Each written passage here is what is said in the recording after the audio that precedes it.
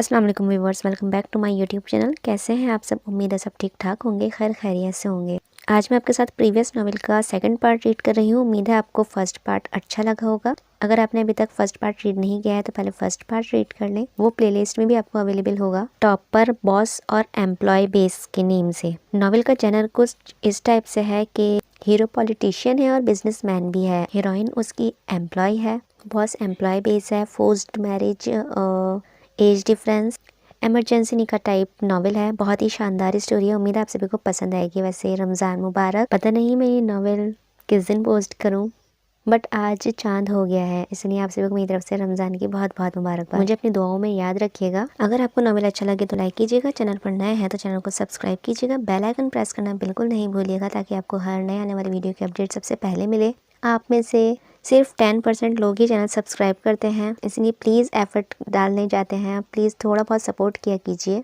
और वीडियो को लाइक किया कीजिए। चलिए अपना नॉवेल अब स्टार्ट करते हैं। इस लड़के का भाई किधर है? उसकी खुशामदीद से बेनियाज उन्होंने सर्द अंदाज में सवाल किया था। सर मैं अभी लेकर आता हूँ। अपनी कुर्सी खींच कर उनके पास लाते हुए कांस्टेबल ने चाबियाँ लेते हुए खुद अंदर के जानिब बने बैरक की तरफ भागा था। कुछ ही देर में दिलावर खान इंस्पेक्टर के साथ वहाँ आया था। अयान भाई को देखते ही बेसाख्ता रो दी थी। उसका गाल सूजा हुआ था।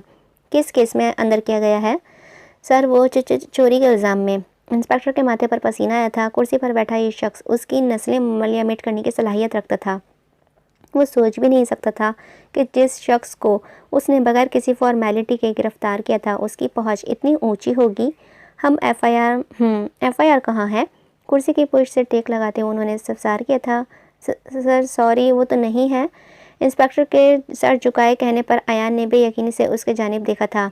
तो क्या आपने मुलजिम को चोरी करते हुए पकड़ा है? नहीं सर, वो तो जी फ़ोन पर शिकायत दर्ज करवाई गई थी। उसने इंस्पेक्टर का इस वक्त दिल चाह रहा था कि वो खुद को इस जहान से कहीं गायब कर दे। कुछ वक्त पहले फिरौन बना ये शख्स खुद से ज़्यादा ताकतवर के सामने चूटी बन गया था। क्या बात है, हमारा मुल्क इतना एडवांस हो गया है और पुलिस इतनी फ़र्ज सनाश के एक फ़ोन कॉल पर ही चोर को पकड़ कर ले आई है। इस्तज़ाई अंदाज में कहते उन्होंने इंस्पेक्टर की जानिब देखा जो शर्मिंदगी से सर झुका गया था।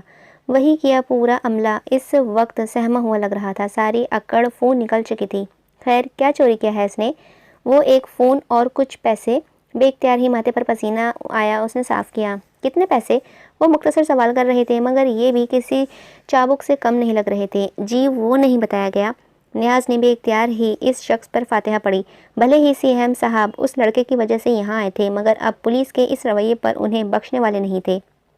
और उसके पास से क्या निकला? उनके सर्द लहजे पर इंस्पेक्टर की रीढ़ की हड्डी सनसना उठी थी। कुछ भी नहीं।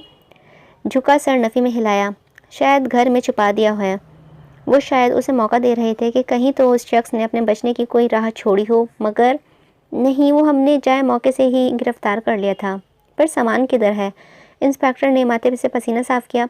दाऊद और अगज़ई का अंदाज़ा और चेहरा बिल्कुल सपाट था। इसके गाल पर क्या हुआ है? क्या मुलजिम ने इस शख्स के साथ हाथापाई की थी? खान दिलावर का चेहरा देखते हुए उन्होंने सख्त लहजे में इस्तफसार किया। नहीं सर जी, वो दरअसल हमने इससे सच उगलवाने के लिए। इंस्पेक्टर की बात सुनकर दाऊद और अगज़ई अपनी जगह से उठ खड़े हुए थे। एफआईआर है नहीं, चोरी का सबूत नहीं है, कोई गवाह भी नहीं है और चोरी का माल भी इसके पास नहीं है। आखिर किस बिना पर इस पर तशद्दुद किया गया है और थाने लाया गया है? ज़रा बताना पसंद फरमाएंगे आप? ऐसा कौन सा कानून है जिसे आपने फॉलो किया है और मैं इससे अनजान हूँ? सर माफ़ कर दें, गलती हो गई। गलती? एक टीचर को आप बगैर किसी वजह के गिरफ्तार करके ले आए हैं और ना सिर्फ इतना बल्कि उन पर तशद्दुद भी करते हैं और इस ढिठाई से कह रहे हैं कि गलती हो गई।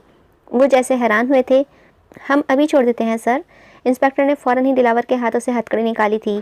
इस थाने में मौजूद सभी लोगों को सस्पेंड कर दो, न्याज से कहकर वो बाहर की जानिब बढ़ गए थे। अयान तेज़ी से उनके पीछे आई थी। Thank you so much sir, आप इस वक्त मसीहा बनकर आए हैं। हम सारी ज़िंदगी आपका ये एहसान नहीं उतार पाएंगे। दाऊद और अगज़ई छतरी तले खड़े थे जबकि वो बारिश में भीग रही थी। इट्स ओके, अब घर जाओ, नरमी से कहते हुए वो गाड़ी में बैठ गए। अयान उनके वहाँ जाने तक उन्हें ही देखती रही थी। भाई, पुलिस आपको क्यों लेकर आई थी? वो लड़का जिसने अब्बा के साथ बदतमीज़ी की थी आज वो घर आते हुए टकरा गया था। मैं और अब्बा साथ में ही थे। वो अब्बा से बदतमीज़ी करने लग गया। मुझसे बर्दाश्त नहीं हुआ तो मैंने उसे थप्पड़ मार दिया। बदले में उसने पुलिस को कॉल करके बुला लिया और मुझ पर चोरी का इल्ज़ाम लगा दिया। क्या मोरे जानती हैं इस बारे में? ज़फ़र खातून का सोचते उन्हें परेशानी ने घेरा था। नहीं, वो सो गई थी। इस वक्त मैं खिड़की से आई थी उन्हें इत्मीनान दिलाते। वो बारिश में भीगती साइकिल की जानिब बढ़ी। दिलावर ने उसकी साइकिल उठाकर डिग्गी में डाली और घर की जानिब रवाना हुए। सर, आप इस लड़के की इतनी मदद क्यों कर रहे हैं? और आप एक कॉल कर देते वो काफ़ी था। इतना ख़तरनाक मौसम में रात के इस पहर आप यहाँ क्यों आए? गाड़ी सीएम हाउस के रास्ते पर गामजन हुई तो नियाज़ दिल में उठते सवाल लब ऊपर लाया था। पता नहीं, गहरी सांस भरते हुए वो बाहर की जानिब मुतवज्जह हो गए थे।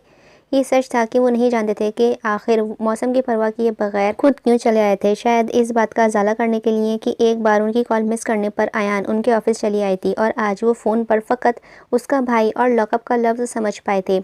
अगले ही पल वो नियाज से सारे वाक़े की तफसील पता करवाने के बाद गाड़ी निकलवाते थाने के लिए निकलने थे।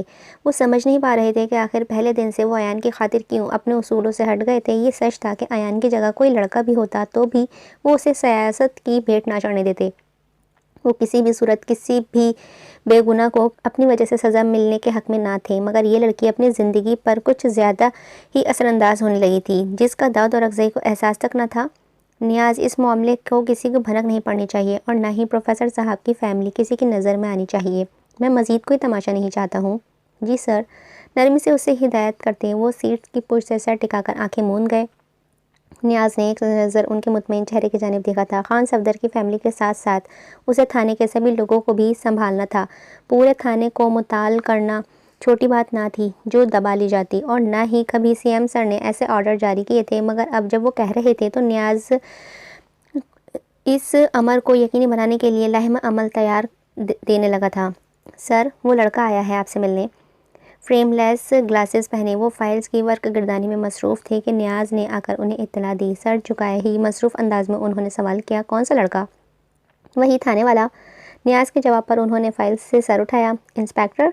नहीं, वो ट्वीट वाला। नियाज़ के मुंह बनाकर कहने पर वो हैरान हुए थे। अयान क्यों यहाँ आई थी? भेजो उसको। अयान दरवाज़ा नॉक करके अंदर आई तो उन्होंने नागवारी से उसे देखा था। तुम इधर क्या कर रही हो? मना किया था ना अपने ऑफिस आने से। गो के सीएम ऑफिस में किसी आम इंसान का आना आसान नहीं था, मगर शायद ये उस प्रेस कॉन्फ्रेंस का ही नतीजा था कि गार्ड ने उसे अंदर आने दिया। शायद वो सीएम सर का बुलावा ही समझे होंगे। उनकी नागवारी के बरअक्स अयान का लहजा काफ़ी पुरसुकून सा था। मैं आपका शुक्रिया अदा करना चाहती थी। सर झुकाए वो उंगलियां चटखाने में मसरूफ़ थी। दाऊद और अफज़ई को ये हरकत भी नागवार गुजरी थी। वो कल थाने में जो कर दिया था, लहजा सख्त हुआ था। मैं एक और बात कहना चाहती थी। आपके उसने सर उठाया। क्या बात? सपाट तासुरात लिए वो उसी की जानिब मुतवज्जह थे। मुझे आपकी ऑफ़र मंजूर है। मैं आपके लिए आर्टिकल लिखने को तैयार हूँ। इस मदद के सिले में अंदाज़े सवालिया था। ऐसे ही समझ लें। दोबारा सर झुका लिया था। पहले ही इकरार कर देती तो क्या हो जाता? दाऊद और अफज़ई टेक लगाते टांग पर टांग चढ़ाकर रिलैक्स अंदाज में बैठे थे। ठीक है, इसके लिए हुलिया बदल कर आने की क्या ज़रूरत थी? उन्हें अच्छी तरह याद था कि जब उन्होंने उसे आर्टिकल लिखने का कहा था तो उसके असल होलिये में ही कहा था। आज तक आपका नाम किसी स्कैंडल में नहीं आया है। मैं नहीं चाहती कि मेरी वजह से कुछ ऐसा हो जो कि आपके लिए और मेरे लिए परेशानी का बाइस बने।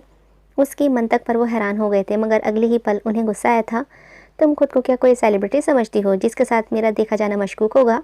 सेलिब्रिटी नहीं, मगर लड़की तो हूँ ना, मनमनाते हुए वजाहत दी। तुम्हारी असल होली के बजाय इस होली में मुझसे मिलना ज़्यादा मशकूक करेगा। सबको यही लगेगा कि मैंने जानबूझकर वो सब तमाशा करवाया है। उन्हें गुस्से में आता देखकर वो झिझकी थी। मगर मैंने इसीलिए तुम्हें मना किया था यहाँ आने से। सर्द अंदाज में उन्होंने डपटा। अयान को फ़ौरन ही अपनी गलती का एहसास हुआ। सॉरी, मैं अब कभी इधर नहीं आऊँगी। नदामत से कहती हुई वो उठ खड़ी हुई थी। बगैर उन्हें कुछ कहने का मौका दिए वो बाहर की जानिब चली गई थी। इसकी इस हरकत पर वो सर झटक कर रह गए। ये नादान लड़की तो मसलहतों को भी समझती न थी। वो दोबारा काम में मसरूफ़ हो गए थे, ये जाने बगैर कि उनके इस सख्त अंदाज ने अयान को कितनी बुरी तरह से हर्ट किया था। अयान तेज़ी से पैडल चलाती हुई घर पहुंची थी। ज़िल्लत का एहसास उसका चेहरा तमतमा रहा था। उसने सोच लिया था कि वो अब कभी भी सीएम ऑफिस के रास्ते पर भी नहीं जाएगी। आंखों में उसकी नमी चमकने लगी थी, जिन्हें दरचीज से उसने रगड़कर साफ़ किया। क्या हुआ अयान, आज यूनिवर्सिटी नहीं गई थी क्या? मोरे के पूछने पर उसने जल्दी से विग उतारकर अलमारी में डाली और बाथरूम में घुस गई। कपड़े बदलकर बाहर आई तो ज़खरुफ खातून वहीं बैठी उसके बाहर आने का इंतज़ार कर रही थी। क्या हुआ मोरे, सब ठीक तो है ना? तुम बताओ, सब ठीक है ना? तुम आज साइकिल लेकर गई थी क्या? यूनिवर्सिटी नहीं गई थी? नहीं, कुछ काम था वहीं गई थी। तुम आजकल क्या करती फिर रही हो अयान? कुछ भी नहीं कर रही हूँ मोरे। वो सीएम ऑफिस गई थी अपनी जॉब की रजामंदी देने। कल तक तो मान नहीं रही थी और अब अचानक ही बगैर किसी को पता निकल पड़ी। तुम्हारे अब्बा और भाई रात को किस वक्त आए थे? काफ़ी देर से आए थे, आप सो गई थी। क्या बना फिर नौकरी का? पता नहीं अम्मा, अभी तो फ़िलहाल कुछ पता नहीं है। इसीलिए कहते हैं नेमत मिलने तो नाशुक्री नहीं करनी चाहिए। वो जिस वक्त कह रहे थे उस वक्त तो तुम्हें नखरे सूझ रहे थे। अरे बड़े लोग हैं, उन्हें काबिल लोगों की कमी कोई थोड़ी है। मिल गया होगा कोई तुमसे काबिल। ज़ुखरुफ खातून के कहने पर अयान को वाकई ही दुख हुआ था। सीएम साहब उसे एक अधूरी फ़ोन कॉल पर इतने ख़राब मौसम में आ गए थे और उसने उनके बार बार कहने के बावजूद भी हामी नहीं भरी थी। कुछ सोचते हुए उसने फ़ौरन लैपटॉप उठाया था। इस वक्त की मुल्क की सूरत हाल के मुताबिक एक धुआंधार आर्टिकल लिखा था उसने।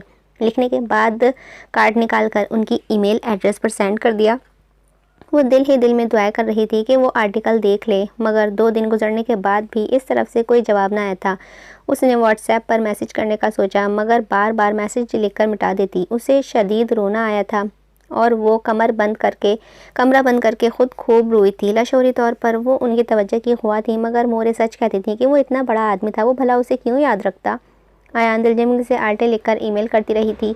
कुछ दिन तो उसने जवाब का इंतज़ार किया था, मगर फिर जवाब से बेनियाज होकर वो दाऊद औरकज़ई के लिए आर्टिकल्स लिखने लग गई थी। यूनिवर्सिटी से वापस आने के बाद उसका एक ही काम रह गया था, दाऊद औरकज़ई के बारे में सर्च करना, उसकी मालूमात निकालना, उसके बिज़नेस के बारे में पढ़ना। वो काफ़ी हैरान हुई थी कि दाऊद औरकज़ई को एशिया का most young and successful businessman का अवार्ड भी मिला था। इन तस्वीरों में दाऊद औरकज़ई काफ़ी यंग दिखता था। वो अब भी काफ़ी स्मार्ट और हैंडसम शख्सियत का मालिक था, काफ़ी सुस्त सियासतदानों से कतई मुख्तलिफ। वो काफ़ी फिट और कसरती जिसामत का मालिक था, मगर पिछले कुछ महीनों से उसकी ज़ात में वाज़ा तब्दीली आई थी। उसकी न सिर्फ सेहत मुतासर हुई थी, बल्कि इन महीनों में वो काफ़ी बूढ़ा दिखने लगा था। हालांकि ये तब्दीली बहुत ही नामहसूस मालूम होती थी, मगर अयान जो उसकी ज़ात की हिफ्ज़ कर चुकी थी, उसे इस तब्दीली की वजह जानने का तजस्सुस हुआ था। उसके अंदर के सहाफ़ी ने उसे दाऊद औरकज़ई की ज़ात के पहलू जानने पर मुतजस्सिस कर दिया था। और फिर अपने वालिदैन की मौत के बाद वो अचानक ही 2 साल के लिए गायब हो गया था। वो कहाँ गायब हुआ था, इस बारे में कोई भी कुछ नहीं जानता था। इन 2 सालों में वो कहाँ था? क्या अपनी बहन को लेकर कहीं चले गए थे? शायद अपनी पढ़ाई पूरी करने के लिए, मगर इस दौरान तो वो किसी सोशल साइट पर एक्टिव नहीं थे। ऐसा लगता है जैसे 2 साल उनके ज़िंदगी में आए ही ना थे। क्या वो किसी हादसे का शिकार हो गए थे? मगर उनके किसी हादसे की भी तो खबर नहीं है। उस दिन वो अस्पताल में क्यों थे? उनकी ज़िंदगी के मुतालिक कोई भी खबर मीडिया में आउट हो। उसने लैपटॉप बंद कर दिया था, मगर सोचों का तसलसल अभी भी बरकरार था। वक्त पर लगाकर उड़ने लगा था। देखते ही देखते 1 महीना गुजर गया था। इस गुजरे महीने में ना ही अयान ने दाऊद औरकज़ई से मिलने की कोशिश की थी और ना ही इन दोनों का कहीं सामना हुआ था। हाँ, मगर आर्टिकल लिखकर ईमेल करने की आदत उसे इस कदर पुख्ता हो गई थी कि वो शदीद थकावट के बावजूद भी इस काम से बाज न आती थी। पहले भी वो अक्सर जनरल नॉलेज के मुताला करती थी, मगर अब ख़ास तौर पर दाऊद औरकज़ई के लिए उसका मुताला बढ़ गया था। वो ना सिर्फ मुल्की बल्कि बैन अल-अक़वामी सतह पर भी बाखबर रहने लगी थी कि कभी कहीं उसकी नज़र से कोई खबर ना रह जाए। ये एक इंतहाई बेजार कर देने वाला दिन था। अयान पर अजीब सी पुसरमर्दगी छाई हुई थी। वक्त गुजारी के लिए उसने ट्विटर ऑन किया था। थोड़ी ही देर स्क्रॉल करने के बाद वो बेदिली से बंद करने लगी थी कि अचानक एक ट्वीट को देखकर वो रुकी। आर्टिकल पढ़ते ही उसने आईडी नाम देखा था। यकायक उसकी चीख पूरे घर में गूंजी थी। ज़ुखरुफ खातून उसकी चीख पर दहलती भागती हुई उसके कमरे में आई थी, जहाँ वो फ़ोन पकड़े उछल रही थी। क्या हुआ अयान, तुम चीख क्यों रही हो? मोरे मोरे मोरे, आज मैं बहुत खुश हूँ। उसने उन्हें बाजू से थाम कर घुमाया था। क्या हुआ, बताओ तो सही। वो उस लड़की की हरकतों पर परेशान होकर रह गई थी। ये देखें, सीएम दाऊद औरकज़ई ने इस ट्वीट को मेरा लिखा आर्टिकल पोस्ट किया है। इस ट्वीट में मेरा लिखा आर्टिकल पोस्ट किया है। खुशी से चमकते चेहरे के साथ उसने फ़ोन उनके सामने किया था। अल्लाह अल्लाह अयान, तुमने तो मेरी जान निकाल दी कि जाने पता नहीं क्या हो गया है। मोरे जो हुआ है ना, ये खुद में एक एटम बम खबर है। मेरा आर्टिकल उन्होंने देख लिया और ना सिर्फ देखा बल्कि इसे पोस्ट भी किया। उसकी खुशी छुपाए नहीं छुप रही थी। मोहब्बत से उसने फ़ोन खुद से लगा लिया था। उस दिन के बाद से तो वो मज़ीद खुश व खरोश से कॉलम्स लिखने लगी थी। दाऊद औरकज़ई उसके लिखे तकरीबन सभी कॉलम्स बाकायदगी से पोस्ट करते थे और उस दिन तो अयान की खुशी का ठिकाना नहीं रहा था। जिस दिन उसके अकाउंट में उसकी पहली सैलरी आई थी, उसने सब घर वालों के लिए तोहफ़े खरीदे थे। साथ ही उसने दाऊद औरकज़ई के लिए भी एक शॉल खरीदी थी। अक्सर उसने उन्हें रिवायती शॉल ओढ़े देखा था, तभी उसने उनके लिए निहायत ही खूबसूरत सी सियाह शॉल खरीदी थी। घर आकर उसने वो शॉल अपने बैग में छुपा ली थी। बाकी तोहफ़े घर वालों को देते वो सबकी खुशी से दमकते चेहरे देखती रही, मगर जिस मुसर्रत ने उसका घिराव कर रखा था वो तो उस शॉल की बदौलत थी, वो जो उसके बैग में पैक पड़ी थी। अगले दिन यूनिवर्सिटी से निकलते वो सीएम हाउस आई थी, मगर गेट पर पहुंचकर उसे एहसास हुआ कि उसे यहाँ नहीं आना चाहिए था। एक तो उसे गार्ड्स किसी सूरत अंदर न जाने देते, दूसरा पिछली बार दाऊद औरकज़ई ने किस बुरी तरह उसे झड़क कर यहाँ दोबारा ना आने का कहा था। तासुब से वो बगैर गार्ड से कुछ कहे वापसी के लिए मुड़ी थी, तभी टेरिस पर खड़े दाऊद औरकज़ई की नज़र बाहर सड़क पर पड़ी थी, मगर फिर सरसरी सी नज़र डालते हुए वो दूसरी जानिब मुड़ गए थे। लेकिन फिर किसी ख्याल के तहत चौंके और उस लड़की को उन्होंने अंदर बुलाने का कहा। अयान जो मायूसी से वापस घर जाने के लिए मुड़ रही थी, मगर गार्ड्स के बुलाने पर हैरान हुई थी। गेट से अंदर दाखिल होते हुए उसकी नज़र टेरिस पर खड़ी दाऊद औरकज़ई पर पड़ी तो उसके लबों पर मुस्कुराहट दर आई, मगर खौफनाक कुत्तों गुर्राने के बाइस वो डरती हुई तकरीबन भागकर अंदर आई थी। उनके ऑफिस में बैठे उसे कुछ ही देर हुई थी कि वो अंदर दाखिल हुई। स्काई ब्लू कमीज शलवार में मलबूस वो खासे हैंडसम लग रहे थे। उन्हें देखते ही वो एकदम ही अपनी जगह से खड़ी हुई थी, मगर वो उसे बैठने का इशारा करते खुद भी सामने सोफे पर बैठ गए। मुलाजिम ने चाय लाकर रखी तो अपना कप उठाते हुए वो उसके जानिब मुतवज्जे हुए।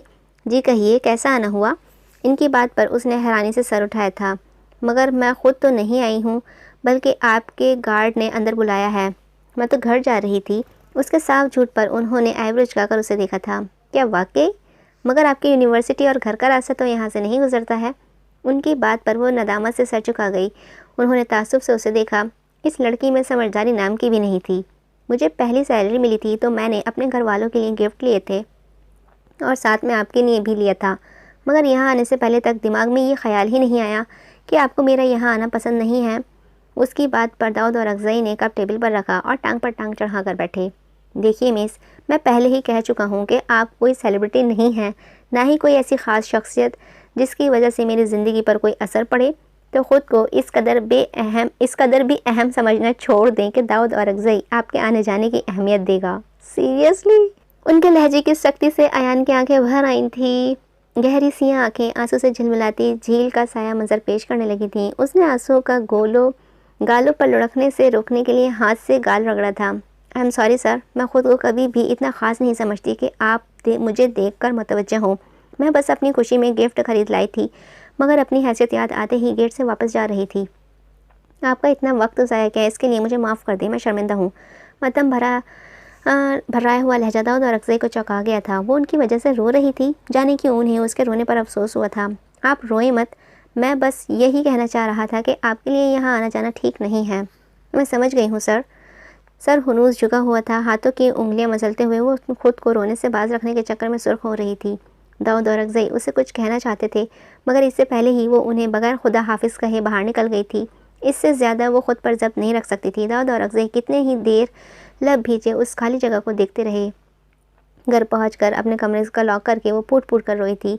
क्या वो इस कदर बेऔकात थी कि वो उसके तोहफा तक लेने को गवारा नहीं करते थे? मुझे जाना ही नहीं चाहिए था। मैं क्यों बार बार बेइज्जत होने के लिए चली जाती हूँ? बेदर्दी से आंसू पोंछते हुए उसने बैग से शॉल निकालकर फर्श पर फेंक दी। सारा दिन वो मलाल में घिरी रही। रात का वक्त था। सभी घर वाले खाना खाकर सो भी चुके थे, मगर उसे नींद नहीं आ रही थी। उसका ख़राब मूड देखकर उन्होंने इससे पूछा भी था, मगर वो टाल गई थी। मगर इस वक्त ठंडी हवाओं से बेनियाज खिड़की में बैठी थी। शॉल उसने अब तक फर्श से नहीं उठाई थी। बजते फ़ोन ने उसकी तवज्जो अपनी जानिब मजमल की, मगर वो नज़रअंदाज की वहीं बैठी रही। मगर चौथी बार फ़ोन बजने पर उसे नाचार बेड तक आना ही पड़ा। CM sir? इसके होश उड़े थे। वो उनकी 4 कॉल्स मिस कर चुकी थी। जाने क्या बात थी कि वो इतनी कॉल्स कर रहे थे। दिल में खैरियत की दुआएं करते हुए उसने 5वीं दफ़ा की कॉल अटेंड कर ली। हेलो, अस्सलाम वालेकुम। भारी गंभीर लहजे ने अयान की धड़कनों में तूफ़ान उठाया था। वालेकुम अस्सलाम। सलाम का जवाब देते भी उसकी हथेलियाँ पसीने से भीगी हुई थीं। जाते वक्त खुदा हाफिज़ कहने की रिवायत है हमारे यहाँ। पुरसुकून अंदाज में कहा गया जुमला अयान की शर्मिंदगी की गहराइयों में धकेल गया था। I am sorry sir. दोबारा उसकी आंखें भीगी थीं। दाऊद औरकज़ई को फ़ोन के पास इस बार भी अंदाज़ा हो गया था। कुछ तो तौक़ुफ़ के बाद वो गोया हुए, और जब किसी के लिए तोहफ़ा लाया जाता है तो वो उसे देना चाहिए। वो सारा इल्ज़ाम उसी पर डालकर ख़ुद बरिल-ज़िम्मा हो गए थे। मैं शर्मिंदा हूँ सर। उसकी नदामत से भरपूर आवाज़ सुनते उन्होंने गहरी सांस भरी। वो दुनिया की अनोखी लड़की थी जो गलती ना होने पर भी मुआज़रत कर रही थी। मैं कल आपसे मिलना चाहता हूँ, मेरा गिफ्ट मुझे दे जाइएगा।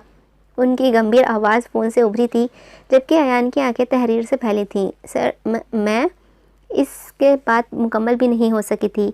कल आप यूनिवर्सिटी के बाद आ जाइएगा, मैं भी तब तक अपने काम निपटा लूँगा। जी ठीक है। अपने धड़कते दिल पर काबू पाते हुए उसने हामी भरी। चलें आप सो जाएं, अल्लाह हाफ़िज़, शब खैर। फ़ोन काट कर उसने दोबारा शॉल उठाई और ख़ुद में भींच ली, मगर अगले ही पल एहतियात से बेड पर फैलाकर गिर्द झाड़ने लगी। उसे अच्छी तरह से फ़ोल्ड करके उसने दोबारा बैग में डाला। बेड पर लेटते वो कल के बारे में सोचने लगी थी। नींद अब कहाँ आनी थी। क्या बात है अयान, आज तो बड़ा मुस्कुराया जा रहा है। उसकी दोस्त ने उसे छेड़ा था। ऐसी तो कोई भी बात नहीं है, बस यूं ही कुछ नहीं होता, वजह बताओ। अरे यार कहा ना, कोई बात नहीं है, बस आज जल्दी घर जाने का दिल चाह रहा है। ये जामनी जोड़ा और गुलाबी गुलाबी गाल, दाल में कुछ काला लग रहा है। सच बताओ, तुम्हें देखने का कोई आ रहा है? अरे ऐसी कोई बात नहीं है, वो हम लाला के लिए देखने जाएंगे। ख्याल रखना कोई तुम्हें ही पसंद ना कर ले। उनकी बात पर वो झेपी थी। मोहब्बत की कोपल दिल में फूटने लगी थी और वो इसे अभी से महकने लगी थी। नहीं नहीं अयान, तुम बस इनकी शख्सियत के ज़ेर असर रहो, इनसे मोहब्बत नहीं हो सकती तुम्हें। ख़ुद को इन राहों का राही मत बनाओ जिन पर सिवाय मायूसी के और कुछ नहीं। उनके लिए क्या दुनिया की बाकी लड़कियां मर गई हैं जो वो तुम्हें चुनेंगे? खुद को समझाते हुए उसने दिल को डपटा था जो उसके ही नगर का बाजी बनने चला था। उसे दाऊद और अगज़ई का ज़्यादा इंतज़ार नहीं करना पड़ा था। कुछ ही देर में वहाँ दाखिल हुए। अयान अपनी जगह से खड़ी हुई थी। उन्होंने एक नज़र उस पर डाली जो सलीके से सर पर दुपट्टा उड़े गुलाबी गुलाबी सी लग रही थी। बैठिए मिस अयान। रस्मी सा लहजा अयान की मुस्कुराहट ख़त्म करने के लिए काफ़ी था। मैं कल के लिए सॉरी कहने आई थी, और ये गिफ्ट। उसने वो पैकेट टेबल पर रखा और जाने के लिए उठ खड़ी हुई थी। ख़ुद को मज़ीद किसी खुशफहमी में मुब्तला न करना चाहती थी। बैठ जाएं, चाय ला रहे हैं चाचा। दाऊद और अगज़ई ने वो पैकेट उठाया न था। नहीं सर, बहुत बहुत शुक्रिया, मगर इसकी ज़रूरत नहीं है, मुझे ज़रा जल्दी है। दुखी दिल खौफज़दा था कि कहीं लहजा भर्रा कर आंखों में पानी ना ले आए। बैठ जाइए अयान, मैं ड्रॉप करवा दूंगा आपको। दाऊद और अगज़ई की आवाज़ पर उसके कदम आगे बढ़ने से इनकारी हुए थे। वो हैरत से पलटी थी, मगर दाऊद और अगज़ई के चेहरे के तासुरात नाकाबिले फ़हम थे। वो वापस अपनी जगह पर बैठी। देखिए मिस अयान, मैं नहीं जानता कि आपको मेरी क्या बात बुरी लगी है। मैं इसके लिए मुआज़रत करता हूँ, मगर मैं ख़ुद को लेकर मोहतात रहता हूँ। लोगों के मामले में मैं इंतहाई चूज़ी इंसान हूँ। गिने चुने लोग ही मेरे इर्द गिर्द रहते हैं। ऐसे में अगर आप ज़बरदस्ती मेरे इर्द गिर्द रहेंगी तो मैं अनकम्फर्टेबल रहूँगा। लाइक सीरियसली यार, ज़बरदस्ती। इनकी बात पर वो सख्त नज़रों से उन्हें देख रही थी। वो उसकी मौजूदगी से अनकम्फर्टेबल होते थे। ये बात उसे किसी चाबुक की तरह लगी थी। इसका तारीख पड़ता हुआ चेहरा देखकर दाऊद और अगज़ई को समझ नहीं आया था कि वो अपनी बात कैसे समझाएं। आप समझ रही हैं ना कि मैं क्या कहना चाह रहा हूँ? बेतासुर लहजे में इस्तफसार करते हुए वो उसके चेहरे के जानिब मुतवज्जह हुए थे। मैं समझ गई हूँ सर, आइंदा आपको शिकायत का मौका नहीं मिलेगा। ना चाहते हुए भी उसका लहजा पर आ गया था। दाऊद और अगज़ई ने लब भींचे थे। वो जितना कोशिश करते थे कि अयान रोए नहीं, उतना ही वो उनकी वजह से रोने लगती थी। मैं अब जाऊँ क्या? बच्चों का सा मासूमाना लहजा दाऊद और अगज़ई को जैसे बेबस कर रहा था। वो गहरी सांस भरकर रह गए। अब फिर से यूँ नाराज़ होकर जाएंगी और मैं फिर से बेचैन रहूँगा। इनकी बात पर उसने झटके से सर उठाया था। वो शख्स आखिर था क्या? पल में कुछ और फिर अगले ही पल कुछ और। मैं किसी को नाराज़ करके नहीं सो सकता हूँ, समझ लें, मेरी फितरत में ही नहीं है ऐसा करना। तो अगर आप नाराज़ होकर जाएंगी तो मेरे जहन में अटका रहेगा। उन्होंने अपनी बात की वजाहत दी थी। नहीं सर, आप बेफिक्र रहें, मैं नाराज़ नहीं हूँ। ख़ुद पर ज़ब्त करते उसने मुस्कुराकर कहा। उसके मुस्कुराने पर वो भी मुस्कुराए थे। यूँ ही मुस्कुराती रहा करें, रोते हुए अच्छी नहीं लगती हैं। तो फिर आप भी मुझसे शादी कर लें, मैं कभी नहीं रोऊंगी। अचानक ही ये जुमला उसके लबों से अदा हुआ था। जहाँ अयान अपनी ही बात पर बौखला गई थी, वहीं दाऊद और अगज़ई के चेहरे का रंग पल में बदला था। मगर अब तो कह दिया था, वो पीछे नहीं हट सकती थी। मेरे ख्याल से आपको जाना चाहिए। उनका लाल होता चेहरा उनकी ज़ब्त की गवाही दे रहा था, मगर अयान सर झुकाए वहीं खड़ी थी। मैं आपसे मोहब्बत करने लगी हूँ सर, प्लीज़ मेरी मोहब्बत को दुआम बख्श दे। झिलमिलाती आंखों लिए वो दरख्वास्त कर रही थी। प्लीज़ आप यहाँ से चली जाएं, उन्होंने बहुत ज़ब्त से कहा था। वो सर झुकाए वहाँ से निकल गई थी, जबकि शदीद गुस्से के बायस दाऊद और अगज़ई के माथे की रगें फूलने लगी थीं। उनकी तबीयत बिगड़ रही थी। सर को थामते वो वहीं सोफ़े पर गिरने के से अंदाज में बैठे। ये इस वाक़ये का एक हफ़्ते बाद का मंज़र था। अयान इस एक हफ़्ते में बस कमरे तक ही महदूद रह गई थी। ना ही वो यूनिवर्सिटी जा रही थी, ना किसी से इतना बात करती थी। अपनी ज़ात में गुम वो कमलाने लगी थी। अयान बच्चे, क्या हुआ है? कुछ बताओ तो सही। एक हफ़्ते से तुम कमरे से बाहर नहीं निकली हो, यूनिवर्सिटी नहीं जा रही हो, क्या हुआ है? किसी ने कुछ कहा है क्या? ज़फ़र ख़ातून ने परेशानी से कहा। कुछ नहीं हुआ मोरे, मैं ठीक हूँ। तुम ठीक नहीं लग रही हो, उठो किसी डॉक्टर के पास चलते हैं। मेरा इलाज डॉक्टर के पास नहीं है मोरे। इसकी बात पर वो दहल कर रह गई थी। कहीं उनकी बच्ची को कोई आसिफ तो नहीं चिमट गया? कैसी बातें कर रही है? अयान, कुछ हुआ है तो बताओ ना, क्यों अपने माँ बाप और भाई की जान सूली पर टांग रखा है? मुझे मोहब्बत हो गई है मोरे, और उसे अपने दिल से निकाल नहीं पा रही हूँ। मुझे या तो उसे सौंप दें या फिर मुझे मेरे हाल पर छोड़ दें, सपाट लहजे में कहकर वो घुटनों में सर दिए बैठ गई। ज़ुखरुफ खातून को तो समझ ही नहीं आया था। उन्होंने शौहर और बेटे को बताया। दिलावर का तो खून ही खौल गया था इस बात पर, मगर खान सफदर ने उसे तहम्मुल रखने का कहा था। अयान की बिगड़ती हालत देख उन्होंने उससे बात करने का सोचा। अयान, जी बाबा। उसने सर उठाकर उन्हें देखा। बेटी की ये हालत देख उनका दिल कट कर रह गया था। ये क्या हाल बना दिया है बच्चे? अपनी परेशानी तो हमेशा तुम मुझे आकर बताती थी, फिर अब क्यों खुद ही घुल रही हो? क्योंकि इस परेशानी का हल नहीं है बाबा। सपाट लहजा, शायद वो इस हफ्ते में सारे आंसू बहा चुकी थी। आपकी मोरे का कहना है कि आप किसी से मोहब्बत करती हैं? बहुत ज़ब्त से उन्होंने ये सवाल किया था कि बेटी से ये सवाल करना आसान न था। वो चांद है बाबा और मैं चकोर हूँ, जो उसकी जानिब परवाज़ करने की ख्वाहिश लिए ऊंचाइयों पर उड़ता जाता है, मगर फिर भी यही उड़ान उसे मौत के मुंह में ले जाती है। क्योंकि चांद को बस देखा जा सकता है, उसे तस्कीर नहीं किया जा सकता। मुझे अपने अजाब में रहने दें बाबा, क्योंकि ये मेरे बस में नहीं है। देखो बच्चे, मैं हरगिज़ भी ऐसे बाप नहीं हूँ जो बेटी की पसंद का सुनकर मरने मारने पर उतर आए। जिस बात की आज़ादी मज़हब देता है, इसके लिए मैं कैसे पहरा लगा सकता हूँ? मगर मैं जानना चाहता हूँ कि वो कौन है जिसकी वजह से मेरी बेटी खुद को निढाल कर बैठी है। वो दाऊद अरगज़ई हैं बाबा। सिसकियों के दरमियान उसने उन्हें बताया था, जबकि वो तो उसकी बात सुनकर ही गुंग रह गए थे। दाऊद औरंगज़ई से मोहब्बत कर बैठी थी अयान। वो दाऊद औरंगज़ई जो मीडिया तक को इतना कम दस्तयाब होता था, वो उसके पीछे अपना ऐसा हाल कर बैठी थी कि ज़िंदगी की रमक उसमें से ख़त्म होती जा रही थी। वो उठकर वहाँ से चले गए थे, जबकि वो तो बस खुद पर ही रोती वहीं बैठकर रह गई थी। दाऊद औरंगज़ई की तबीयत संभली तो उन्हें अयान सफदर खान पर जी भर कर ताव आया था। इस लड़की की तो उन्होंने क्या समझा था, वो क्या निकली। एक ज़रा सी हमदर्दी ने उस लड़की को इतनी हिम्मत दे दी कि वो उन्हें शादी के लिए प्रपोज़ कर रही थी। 2 दिन उनका सर दर्द से बुरा हाल रहा था, मगर फिर कामों में मशगूल वो ज़रा सी मुश्किल का शिकार हुए थे। 1 हफ़्ता गुजर चुका था, मगर अयान की जानिब से कोई मेल ना आई थी।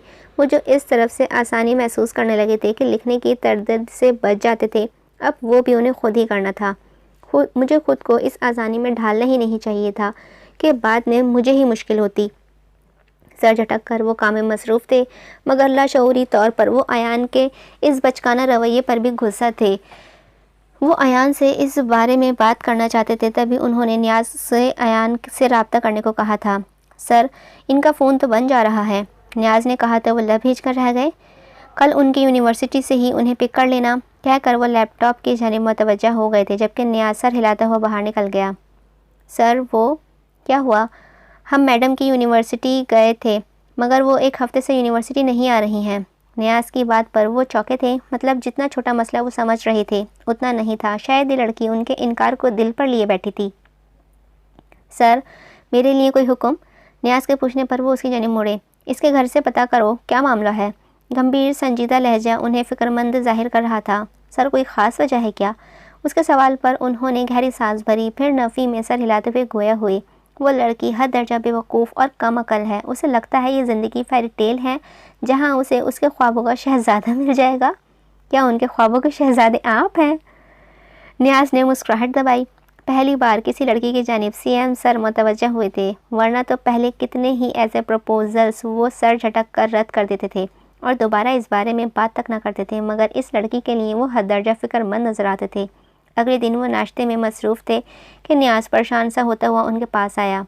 क्या बात है नियाज़, सुबह सुबह इतना परेशान चेहरा लेकर क्यों आ गए हो? उनका मूड काफ़ी खुशगवार लग रहा था।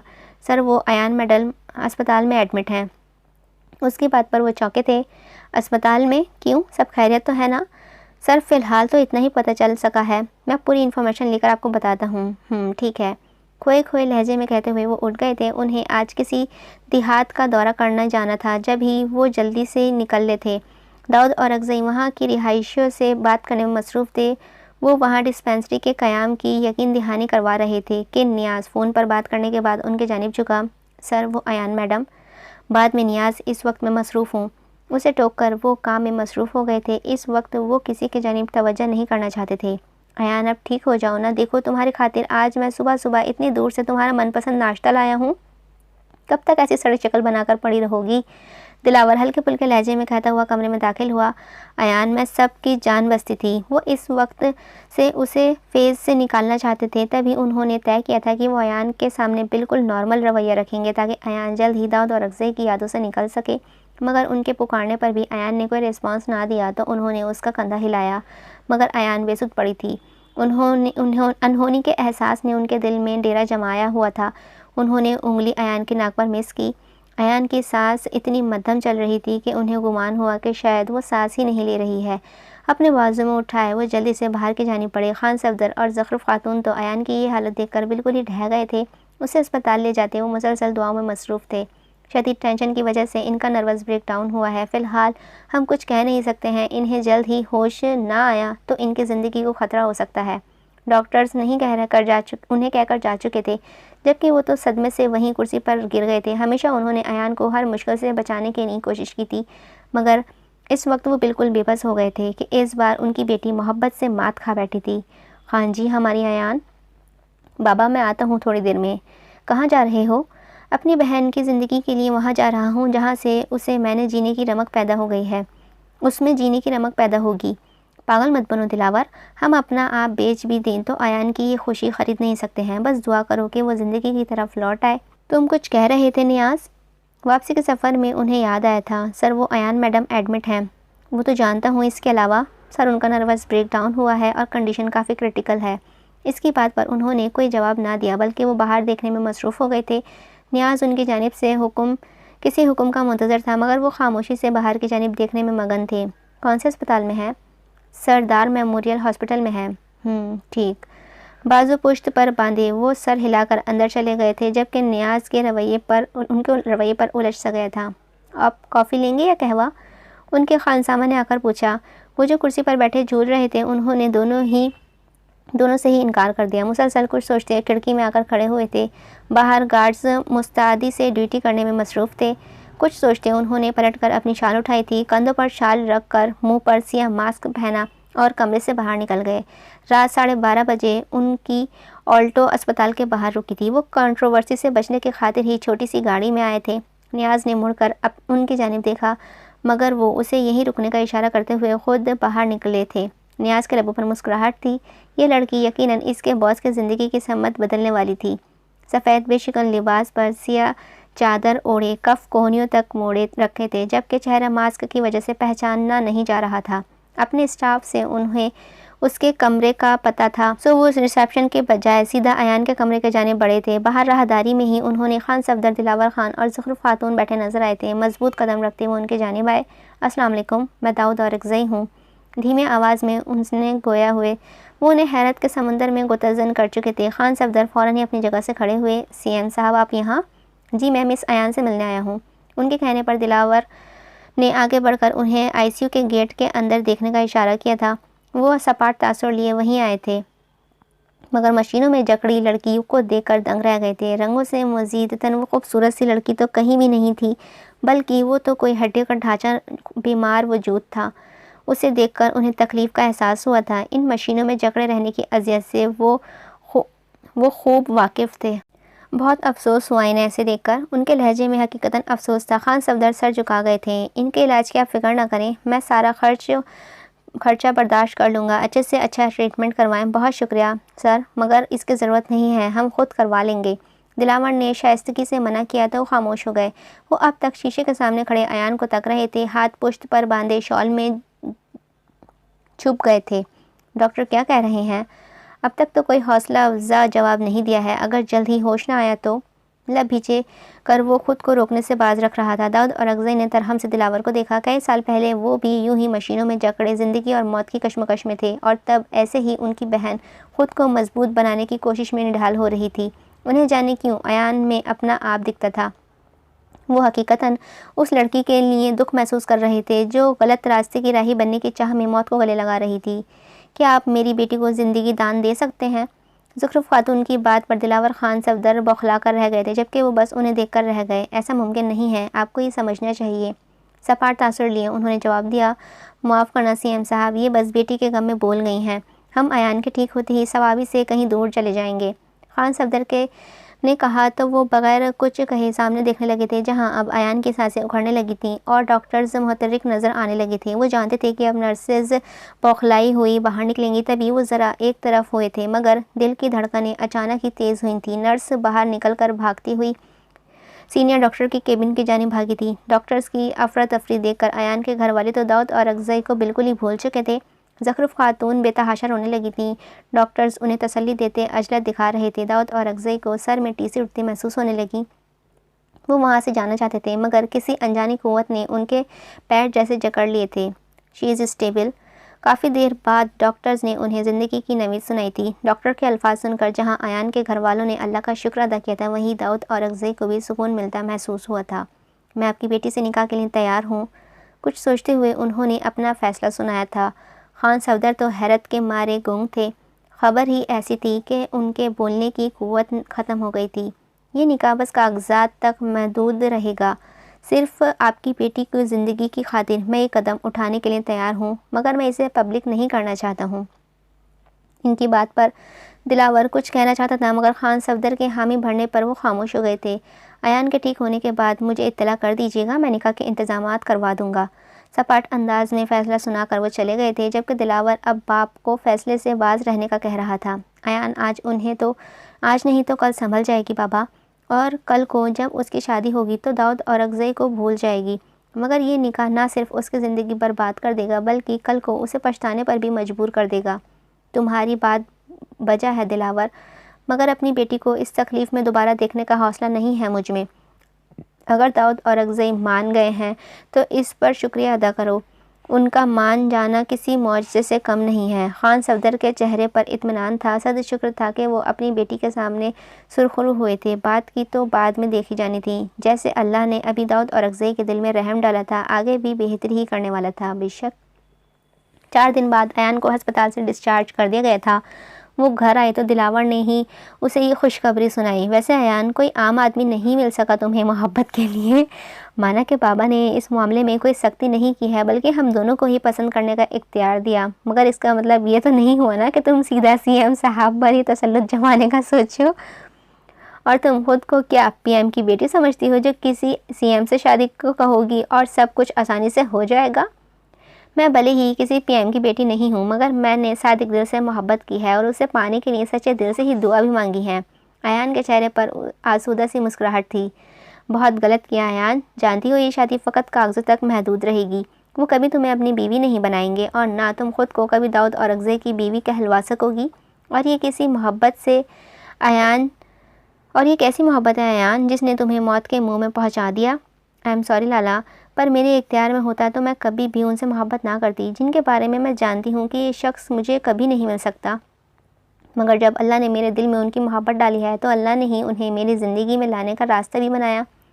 अब अल्लाह ही उनके दिल में मेरी मोहब्बत डालेगा, और अगर ऐसा ना हो सका तो भी मैं इसी में खुश हूँ कि मेरे नाम से उनका नाम जुड़ेगा। दुनिया में न सही, मगर रोज़े क़यामत मुझे ज़ौजाए दाऊद और अगज़ई से पुकारा जाएगा।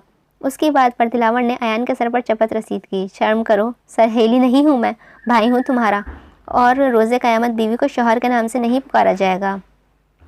बेपरवाही से उसने कंधे उचकाए, जबकि वो नफ़ी में सर हिलाते हुए उठ गया था। दाऊद और अगज़ई के साथ नियाज़ और चंद ही करीबी दोस्त निकाह में शामिल हुए थे, जबकि खान सफदर ने भी बहुत करीबी और एतमाद के लोगों को ही निकाह में बुलाया था। सफ़ेद फूलों से सजे लॉन में वो सफ़ेद ही लिबास पहने माहौल का हिस्सा लग रही थी। दाऊद और अगज़ई ने सफ़ेद लिबास पर ब्राउन शॉल रखी थी। हमेशा की तरह वो माहौल पर छाए हुए लग रहे थे। एहजाब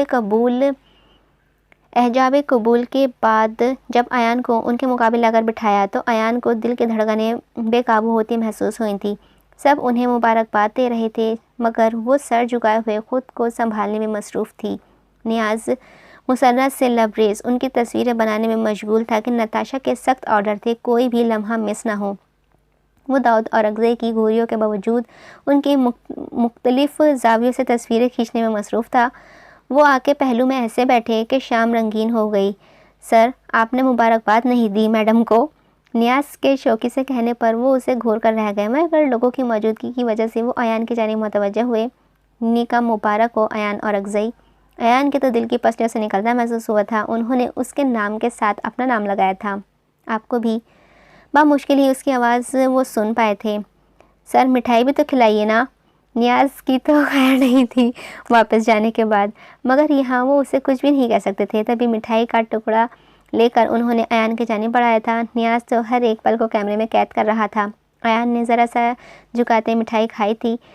चेहरे पर शर्मगीन मुस्कुराहट ने अलग ही रूप बख्शा था, मगर वो उसके चेहरे के जाने मुतवज्जा ना थे। वो तो बस इसी फिक्र में मुब्तला थे कि मीडिया को उसकी भनक ना पड़ जाए। फंक्शन ख़त्म होते ही वो जाने के लिए उठ खड़े हुए थे।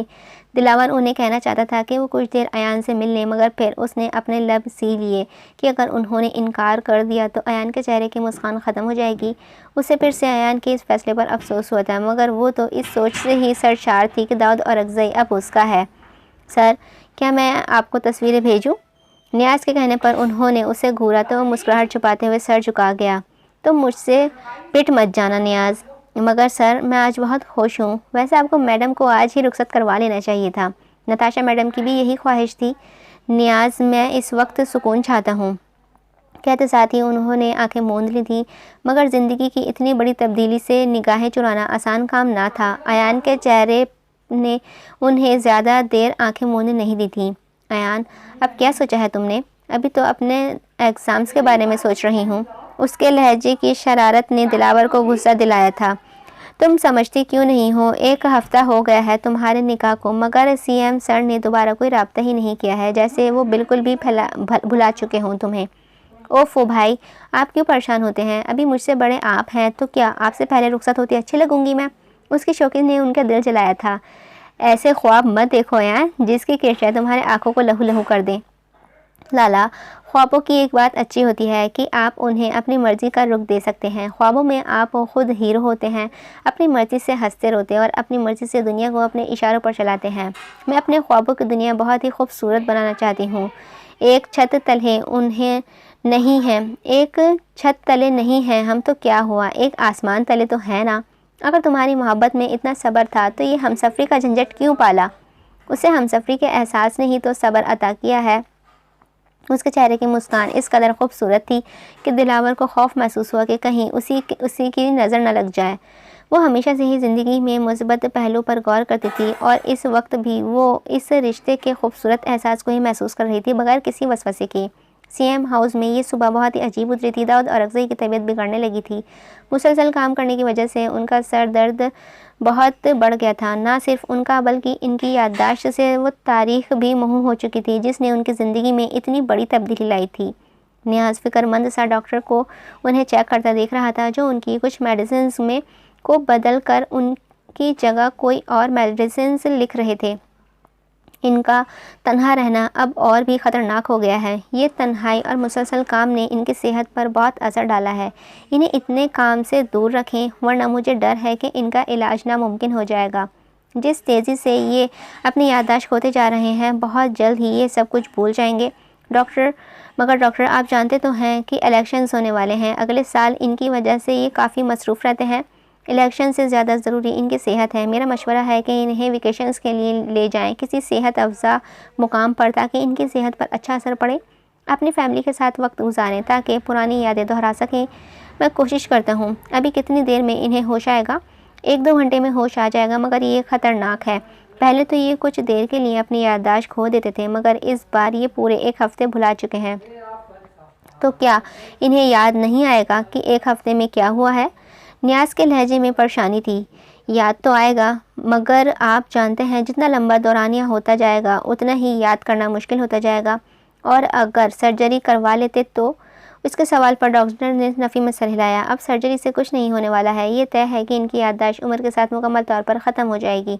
इसीलिए ज़रूरी है कि कोई ऐसा हो जो उन्हें पुरानी बातों को याद करवाने के साथ ही नई यादें भी दे सके। अगर उनके बीवी बच्चे होते तो इम्कान था कि ये इतनी जल्दी सब बोलते नहीं, मगर अकेले रहने की वजह से इन्होंने अपना पूरा फोकस काम पर रखा और मुसलसल थकन ने इनके आसाब पर गहरा असर डाला है। कोशिश करें कि इनकी तवज्जो बढ़ सके। डॉक्टर कहकर जा चुके थे, मगर नया जहन अब तेज़ी से काम कर रहा था। उसने जर्मनी कॉल मिलाई थी। नताशा से इजाज़त मिलने के बाद उसने सोच लिया था कि दाऊद और अगज़ई को अब एक इंसान ही अपने ज़िंदगी की तरफ ला सकता है, और उसके लिए उसने उस इंसान को ही सीएम हाउस लाना पड़ेगा। अयान के इम्तहानात शुरू हो चुके थे। ऐसे में नियाज़ ने बेहतर नहीं समझा कि वो उसे दाऊद औरकज़ई के बारे में बताकर परेशान करे। वो अब अयान के इम्तहान ख़त्म होने के इंतज़ार में था। दाऊद औरकज़ई अपने लैपटॉप में ईमेल्स चेक कर रहे थे। उन्हें नियाज़ ने उनके सामने कहवा रखा तो वो उससे मुखातिब हुए। अयान ने जॉब छोड़ दी क्या? कौन सी जॉब? नियाज़ को समझ नहीं आई थी उनकी बात। इतने दिन बाद अचानक से ऐसा अजीब सवाल उसे समझ नहीं आया था। तुम्हारा ध्यान आजकल पता नहीं किधर रहता है नियाज़। मैं कॉलम्स की बात कर रहा हूँ। कितने दिन हो गए हैं उन्होंने कोई आर्टिकल मेल किए हुए? नियाज़ ने ताज्जुब से उन्हें देखा। सर वो दरअसल मैडम के पेपर्स हो रहे हैं, इसी वजह से उन्होंने लीव ली है। ठीक है, कब तक ख़त्म होंगे पेपर्स? सर अभी कुछ टाइम लगेगा। सही है, जब उनके पेपर्स ख़त्म हो जाएं तो उन्हें इन्फॉर्म कर देना कि बहुत से काम पेंडिंग्स हैं, वो उन्हें मुकम्मल करने हैं। पेंडिंग्स तो हैं सर, और उन्हें हर सूरत मुकम्मल करना है। वो कहकर जा चुके थे जबकि नियाज़ सोचों में गुम कुछ और तय कर चुका था। अयान के आज आखिरी पेपर था। जब उसे इम्तहानात शुरू हुए थे वो हर चीज़ ही फरामोश कर चुकी थी, मगर आज फारिग होते ही उसका दिल चाहा था कि दाऊद औरकज़ई को देखने का। तभी खान सफदर का मुताला करते उसने सीएम हाउस जाने का इरादा किया, मगर जैसे ही वो गेट से बाहर निकली सामने नियाज़ को खड़ा पाया जो उसके इंतज़ार में वहाँ मौजूद था। अयान के लबों पर प्यारी सी मुस्कान छाई थी। उसके जाने से पहले ही दाऊद औरकज़ई ने गाड़ी भेज दी थी। मतलब दिल से दिल को राह होने लगती है। अस्सलाम वालेकुम मैडम। वालेकुम अस्सलाम, आप यहाँ? अपनी खुशी को छुपाते हुए उसने हैरानी से सवाल किया। जी आपसे कुछ काम था। नियाज़ की बात पर अयान का चेहरा उतरा था, मगर फिर सर हिलाते हुए वो गाड़ी में बैठ गए। नियाज़ उसे लिए हुए एक कैफ़े में आया था और कॉफ़ी पीते हुए उसने दाऊद औरकज़ई की ज़िंदगी का हर पहलू उसके सामने खोल कर रख दिया था। अयान तो सब सुनकर हैरत से गुंग कुछ बोल ही नहीं सकी थी। यही वजह है कि सर ने आज तक शादी नहीं की, और जब ऐसा हो गया है तो अब उससे आपसे फ़ासला कम करने की कोशिश नहीं की, क्योंकि वो जानते हैं कि अभी वो कुछ देर के लिए आपको भूल जाते हैं, मगर आपको अपने करीब करने के बाद वो जब मुकम्मल तौर पर आपको भूल जाएंगे तो आप बहुत ही अज़ियत से गुजरेंगी। ये सब मीडिया में कहीं नहीं है। भर्राया हुआ लहजा नियाज़ पर यकीन न करने की दुहाई दे रहा था। नियाज़ दुख से अपने आइडियल की बीवी को देखा। इस हादसे की खबर पहले तो सर की सेफ्टी की वजह से मनफी रखी गई थी, मगर इसके बाद सर ने यह तय कर लिया था कि वो कभी भी अपनी ज़िंदगी से मुतालिक किसी भी बात को मीडिया की भनक नहीं पड़ने देंगे। यही वजह है कि सर से मुतालिक बहुत कम खबरें ही मीडिया की ज़ीनत बनती हैं। उसने कुछ लम्हों का तवक़्फ़ुफ़ किया। गहरी सांस भरते वो अपने दिल का सवाल लबों पर लाया था। क्या इस सब के बाद भी आपके दिल में सर के लिए वही मोहब्बत है? क्या आप उन्हें ज़िंदगी के इस मोड़ पर संभाल सकेंगी जब वो आपको भी पहचानने से इनकारी हो जाएंगे? क्या इसका कोई इलाज नहीं है? इनका इलाज सिर्फ फैमिली और पुरसुकून ज़िंदगी है। इस तरह वो शदीद कम बातें ही भूल सकेंगे, क्योंकि वो थकन और गुस्से में ही सबसे ज़्यादा बातें भूल जाते हैं, और उनका सर का दर्द भी तभी बढ़ता है। नियाज़ की बातें सुनकर अयान ने सर हिलाया। वो अपने साथ ही यकीन दहानी कर चुकी थी। Thank you so much madam, ये आपका आईडी ताकि आप बगैर रोक टोक के सीएम हाउस में आ जा सकें। नियाज़ ने एक और वर्किंग आईडी उसके हवाले किया था, जिसे मुट्ठी में दबोचे वो वहाँ से उठ गई थी। सारी रात वो दाऊद औरकज़ई के बारे में सोचती रही थी। उस इंसान ने अपनी ज़िंदगी में क्या कुछ बर्दाश्त किया था।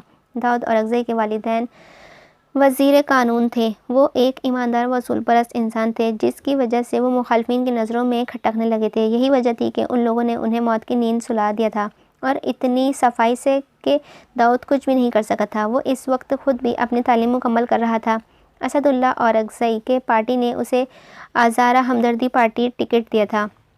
वो यही समझे थे कि बैरून मुल्क रहने वाला ये कल का बच्चा इनके हाथों की कठपुतली बन जाएगा, मगर दाऊद औरकज़ई तो जल्द ही उनके गले का कांटा बन गया था। जवानी का जोश और मुल्क से मोहब्बत का वावेला लिए वो इनकलाब लाने की ख्वाहिश रखता था। उनकी तकरीरें ऐसी होती कि मजमा को सांप सूंघ जाता था। वो कम अरसे में ही लाखों दिलों पर राज करने लग गया था। अपने बाप से बढ़कर वो मुखालफिन की नज़रों में खटकने लगा था। तभी उन्होंने उससे भी रास्ते से हटाने का सोचा, और एक दिन जलसे के बाद जब वो घर जा रहा था तो बड़ी सफाई से उसकी कार की ब्रेक फेल कर दी गई। गाड़ी पर से कंट्रोल खोते वो गाड़ी समेत खाई में जा गिरा था, मगर उसकी ज़िंदगी थी सो वो गाड़ी तबाह होने से पहले ही उसने नीचे गिर चुका था।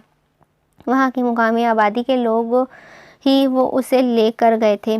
बाद ज़न नताशा ने ही हिम्मत की थी और अपने बाप की पर्सनल गार्ड्स के बेटे नियाज़ की मदद से दाऊद औरकज़ई को ढूंढ निकाला था, मगर उसकी जान बचाने की गरज से उन्होंने उसे मामले को बिल्कुल बस से पुश्त डाल दिया। 8 माह दाऊद औरकज़ई कोमा में रहा था। कोमा से निकलने के बाद जहां दाऊद औरकज़ई ड्राइविंग से खौफज़दा हो गया था, वहीं वो रेट्रोगेड ग्रैंडस्थेमिया का भी शिकार हो गया था। पता नहीं कौन सी बीमारी, अल्लाह तौबा, जिसका अच्छा और महंगा इलाज होने की वजह से आसार एकदम से तो सामने ना आए थे, मगर उम्र ढलने और मुसलसल काम के बायस ये बीमारी ज़ाहिर होना शुरू हो गई थी। वो 30 के दौरिये में ही अपनी याददाश्त तेज़ी से खोने लगा था। बाबा, मैं सीएम हाउस जा रही हूँ। क्यों, खुद ही रुखसत होने का सोच लिया है क्या? दिलावर के कहने पर वो झिझकी थी। नहीं लाला, पेपर्स ख़त्म हो गए हैं तो सोच रही हूँ कि बजाय कहीं और जॉब करने के अपने शौहर के ऑफिस में ही जॉब कर लूँ। मज़े से कहते हुए उसने निवाला मुंह में रखा था। बाबा, ये लाड प्यार का नाजायज़ फ़ायदा उठाने लगी है। दिलावर खान ने सफदर को गुस्सा दिलाना चाहा तो अयान ने मासूम सा मुँह बनाकर माँ की जानिब देखा। मोरे, नौकरी तो मुझे करनी ही है, तो क्या आप भी चाहती हैं कि मैं किसी बाहर गैर मर्दों के साथ काम करूं या फिर अपने शौहर की हिफाजत में काम करूं? हाँ हाँ दिलावर, अयान बिल्कुल ठीक कह रही है। सीएम साहब जब खुद वहाँ मौजूद होंगे तो अयान को कोई मुश्किल नहीं होगी, और वैसे ही इनका रिश्ता भी तो मजबूत होगा। ज़ुखरुफ खातून के कहने पर अब भला किसी की मजाल थी कि एतराज़ उठाता, जबकि दिलावर ने नफ़ी में सर हिलाया था। बहन के इन ड्रामों से वाकिफ़ जो था, जबकि खान सफदर लंबे अरसे के बाद अपने घर में ऐसी पुरसुकून सुबह देखकर मसरूर थे। अयान सीएम हाउस आ गई थी। बड़े नाज से उसने अपना कार्ड दिखाया था। गार्ड्स ने कार्ड देखते ही उसे अंदर जाने दिया था। अयान के होठों पर मुस्कुराहट बिखरी थी। अभी जब तुम लोगों को सच पता चल जाए ना, तो तुम्हें इस कार्ड की भी ज़रूरत नहीं पड़ेगी। मेरी शक्ल देखते ही तुम लोग गेट खोल दिया करोगे। ख्यालों में मुस्कुराती वो अंदर आई। दाऊद औरकज़ई के खौफनाक कुत्तों को चढ़ाकर अंदर भागी थी, जबकि वो वहाँ गुर्राते उसे खौफज़दा करने के चक्कर में थे। अयान अंदर दाखिल हुई तो पहला सामना नियाज से हुआ। Good morning madam. सर अभी तक जागे नहीं हैं। अभी तक नहीं जागे? क्या वो जॉगिंग नहीं करते हैं? पहले करते थे, मगर फिर कुछ अरसे से वो सेहत के मामले में बिल्कुल ही लापरवाह हो गए हैं। आप जाकर उठा सकती हैं। अयान को झिझकती देखकर उसने खुले दिल से ऑफ़र की, मगर वो सरनफ़ी में हिला गई। नहीं, आप खुद ही जगा दें, मैं यहीं इंतज़ार कर लूँगी। वो फ़ौरन ही सोफ़े पर बैठी, मुबादा वो उसे दाऊद औरकज़ई के कमरे में ही ना भेज दे। नियाज़ मुस्कुराहट छुपाता हुआ दाऊद औरकज़ई के कमरे की जानिब बढ़ गया। आज का शेड्यूल रेडी है? जी सर, सब रेडी है और आपका नाश्ता लगवा दिया है। ठीक है। नियाज़ ने उन्हें कोट पहनाने में मदद दी। क्या बात है, काफ़ी चहक रहे हो? नहीं, ऐसी तो कोई बात नहीं है। बत्ती सी दिखाते उसने इनकार किया था। दाऊद औरकज़ई को भी कंधे उचकाते तैयार होने लगी। कमरे से निकलकर वो डाइनिंग टेबल की जानिब बढ़ रहे थे कि उनकी नज़र अयान पर पड़ी। उनकी आंखें छोटी किए उसे ही देखते वो नियाज़ की जानिब पलटे। उनके एकदम अपनी जानिब मुतवज्जा होने पर नियाज़ छटपटा गया, मगर अयान फ़ौरन ही उसे अपनी जगह से खड़ी होती आगे आई। अस्सलाम वालेकुम सीएम सर। वालेकुम अस्सलाम। आप यहाँ खैरियत थी? जी, मेरी जॉब हो गई है ना, तो इसीलिए। ओह, बहुत मुबारक हो। कहाँ हुई है जॉब? अंदाज़ काफ़ी रस्मी था। यहाँ हुई है जॉब। उनके अंदाज़ पर दांत पीसते बज़ाहिर मुस्कुराकर बोली, जबकि उसकी बात पर तो वो पूरा न्यास की जानिब घूम गए थे। सर, मेरी अथॉरिटी से कहीं ज़्यादा अब मैडम के पास अथॉरिटी है। मैं इस मामले में कुछ नहीं कर सकता हूँ। उसने फ़ौरन ही हाथ उठाए तो वो उसे घूर कर रह गए। मेरे साथ आइए। तकल्लुफ़न मुस्कुराकर उसके साथ आने का कहा तो वो दिल में दुआ करती हुई उनके पीछे गई। स्टडी रूम में पहुंचकर वो बामुश्किल खुद पर ज़ब्त कर पाई थे।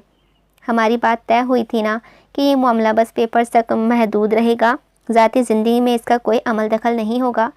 मगर मैं तो बस अपनी जॉब कर रही हूँ सर। ये देखें, अपॉइंटमेंट लेटर भी आप ही की जानिब से इशू हुआ था और आपने कहा था कि मैं यूनिवर्सिटी ख़त्म होते ही आपके ऑफ़िस को ज्वाइन कर लूँ। इतना मासूम चेहरा बनाकर कहा था कि दाऊद औरकज़ई के लम्हों तक कुछ बोल नहीं सके। मैंने ऐसा कुछ नहीं कहा था अयान। आपने कहा तो था जब आपने जॉब ऑफ़र की थी। आंखों में आंसू भर कर मासूमियत के सारे रिकॉर्ड तोड़ डाले थे और रोता देखकर जैसे बेबस हुए थे। सर पर हाथ फेर कर खुद को जैसे पुरसुकून किया। अच्छा, अब रोना मत शुरू कर देना। यहाँ घर में फ़ीमेल स्टाफ नहीं है, मैं बस इसीलिए कह रहा हूँ। तो मैं आपके ऑफ़िस में आपको ज्वाइन कर लूँगी ना। आप घर से काम करने, सैलरी पे कर तो रहा हूँ मैं सिर्फ आपके एम्प्लॉयज़ नहीं हूँ खान जी। ना चाहते हुए भी अयान के लबों पर शिकवा दर आया था। साथ ही उस बार हकीकतन दुख के आंसू उसकी आंखों से छलके थे, जिन्हें बेदर्दी से पोंछते हुए वो उनसे गोया हुई थी। आई एम सॉरी सर, हर बार पता नहीं क्यों मैं यहाँ डांट सुनने आ जाती हूँ। वो बाहर की जानिब बढ़ी थी, मगर उन्होंने बेसाख्ता ही उसकी चादर का कोना पकड़ा था। इस तरह रोता चेहरा लेकर बाहर मत जाइए। उनके अंदाज में मिन्नत थी। फ़िक्र मत करें सर, मैं आपकी शान पर बात नहीं आएगी। वो बिना पलटे बोली थी। दिल पर गहरी चोट लगी थी। वो चलते हुए उसके सामने आया और हाथ की पूंछ से उसके आंसू पोंछे। अयान एकटक बस उन्हें ही देखती रही थी। आपकी शान पर बात आ सकती है और मुझे ये मंजूर नहीं। फिक्र ना करें, मेरी वजह से किसी स्कैंडल में नहीं फंसेंगे आप। लहजे में बीवी से नाराज़गी दर आई थी। दाऊद औरकज़ई के चेहरे पर मुस्कान फैली थी। बीवी के साथ इस स्कैंडल में नाम आना कुछ नया एडवेंचर होगा, उन्होंने मुस्कुराते हुए कहा। तो अयान ने उन्हें घूरा, मगर फिर नज़रें झुकाते हुए वो चेहरा भी नीचे कर लिया। मैं आपकी बीवी नहीं हूँ, बस पेपर्स के हद तक ही आपका नाम जुड़ा है मेरे नाम के साथ, उन्होंने मुस्कुराते हुए कहा। तो अयान ने उन्हें घूरा था, मगर फिर नज़र झुकाते हुए चेहरा भी नीचे कर लिया। मैं आपकी बीवी नहीं हूँ, बस पेपर्स की हद तक आपका नाम जुड़ा है मेरे नाम के साथ, बोलते हुए आंसू गले में अटके थे। बात ही इस कदर तकलीफ़देह थी। बीवी तो बीवी होती है, ये पेपर्स की हद तक बीवी होना क्या होता है मिसेस अयान औरकज़ई। उन्हें खुद भी अंदाज़ा ना हो सका था कि अयान को बहलाते बहलाते वो इस रिश्ते की खूबसूरती को भी खुद पर तारी करते जा रहे थे, जबकि अयान तो इस तर्ज़ तखातब पर ही गुलजार हुई थी। इसके चेहरे पर छाई धनक रंगों को उन्होंने दिलचस्पी से देखा था। बारिश के बाद इस कोसो कज़ा के मंजर ने उन पर काफ़ी खुशगवार तासुर छोड़ा था। अगर आपकी इजाज़त हो तो क्या नाश्ता कर लूँ? दरअसल मुझे कहीं बहुत ज़रूरी काम से पहुँचना है। वो जिस अंदाज से पूछ रहे थे, अयान को टूट कर उन पर प्यार आया था। इस कदर सहर अंगेज़ शख्सियत का हामिल मर्द मासूमियत से इजाज़त लेता किस कदर दिल फरेब लग रहा था, ये कोई अयान के दिल से पूछता। मुस्कुरा कर सर अज़बात में हिलाया। चलिए नाश्ता कर लेते हैं, नरमी से कहते हुए वो बाहर के जानिब बढ़े। अयान भी उनके मैयत में पीछे चल दी थी, जबकि नियाज़ जो वहीं खड़ा परेशानी से सोचों में मुब्तला था, उन्हें बिल्कुल नॉर्मल देखकर शुक्र का सांस लेते नाश्ता लगवाने लगा। क्या मैं आपके साथ ऑफिस चलूं? जाते जाते वो हैरानी से पलटे थे। वो सारा दिन मैं यहीं घर में क्या करूंगी? इससे बेहतर है ना कि मैं आपके ऑफिस ही चलती हूँ। उनके हैरानी से देखने पर वो खुद भी नर्वस हुई थी। मगर आप मेरे ऑफिस में क्या करने जाएंगी? इनके सवाल पर वो मुस्कुराती हुई फ़ौरन ही कदम आगे आई। मैं आपकी सेक्रेटरी बन जाती हूँ ना। अब के दाऊद औरकज़ई के साथ साथ नियाज़ को भी झटका लगा था। वो जो इस आफत को दाऊद औरकज़ई के करीब करने के लिए लाया था, अब वो उसे ही उसका रोज़गार छीनने पर तुली हुई थी। नफ़ी में सर हिलाते वो दाऊद औरकज़ई को देख रहा था कि आया वो किसकी छुट्टी करते हैं। दाऊद औरकज़ई तो उसकी ज़ुबान के जौहर देखकर ही दंग थे। कुछ लम्हों में वो सर झटकते उससे गोया हुए, आप मेरी पर्सनल सेक्रेटरी नहीं बन सकती। नियाज़ जो काम करता है मैं उससे मुतमईन हूँ, और फिर अगर कोई और ये काम करेगा तो शायद मुझे भी एडजस्ट करने में वक्त लग जाए, तो नियाज़ की जगह आपको नहीं रख सकता हूँ। दाऊद औरकज़ई के कहने पर नियाज़ की जान में जान आई थी। अरे नहीं, मैं भला नियाज़ की जगह क्यों लूँगी? मैं तो बस आपसे मुताल्लिक़ काम करूँगी ना। दांतों की नुमाइश करते हुए उसने वजाहत दी थी। दाऊद औरकज़ई ने नियाज़ को रफू चक्कर होने का इशारा किया। अगले ही पल वो बोतल के जिन की तरह वहाँ से गायब हुआ था। घर पर रहें अयान, अपनी औरतों की नुमाइश करवाना पसंद नहीं है मुझे। चाहे ये दुनिया नहीं जानती, मगर मैं तो जानता हूँ ना कि आप मुझसे जुड़ी हैं, तो मैं क्यों जानबूझकर आपको लोगों के नज़रों में लाऊं? ये ढकी छुपी बड़ी सी चादर में ख़ुद को ढांपती हुई अयान बहुत खूबसूरत है। इसकी खूबसूरती को दुनियावी चकाचौंध से मांद नहीं करना चाहता मैं। वो बहुत खूबसूरत बोलते थे, सुनने वालों को सहर ज़दा कर देते थे। आज अयान को यकीन हो चला था। बेसाख्ता ही उसे गाल गुलाबी हुए थे और पलकें भारी होती झुकने लगी थीं। दाऊद औरकज़ई ने फुर्सत से उसके चेहरे को धनक रंगों को देखा था। इसके गाल पर हाथ रखते हुए मुस्कुराते लहजे में गोया हुए, मुझे पता नहीं था कि बीवी सामने हो तो ऑफिस जाना इतना मुश्किल हो जाता है। अयान की हथेलियाँ पसीने में भीगती गई थीं। तभी उन्होंने उसके माथे पर मोहब्बत जब्त की थी। मुझे आज तक कोई भी अपने कहे से पीछे नहीं हटा पाया है, मगर आज आप ये जुर्रत बार बार कर रही हैं। और देखें, मैं ये चाह रहा हूँ कि मैं हमेशा आपके सामने शिकस्त खाता रहूँ।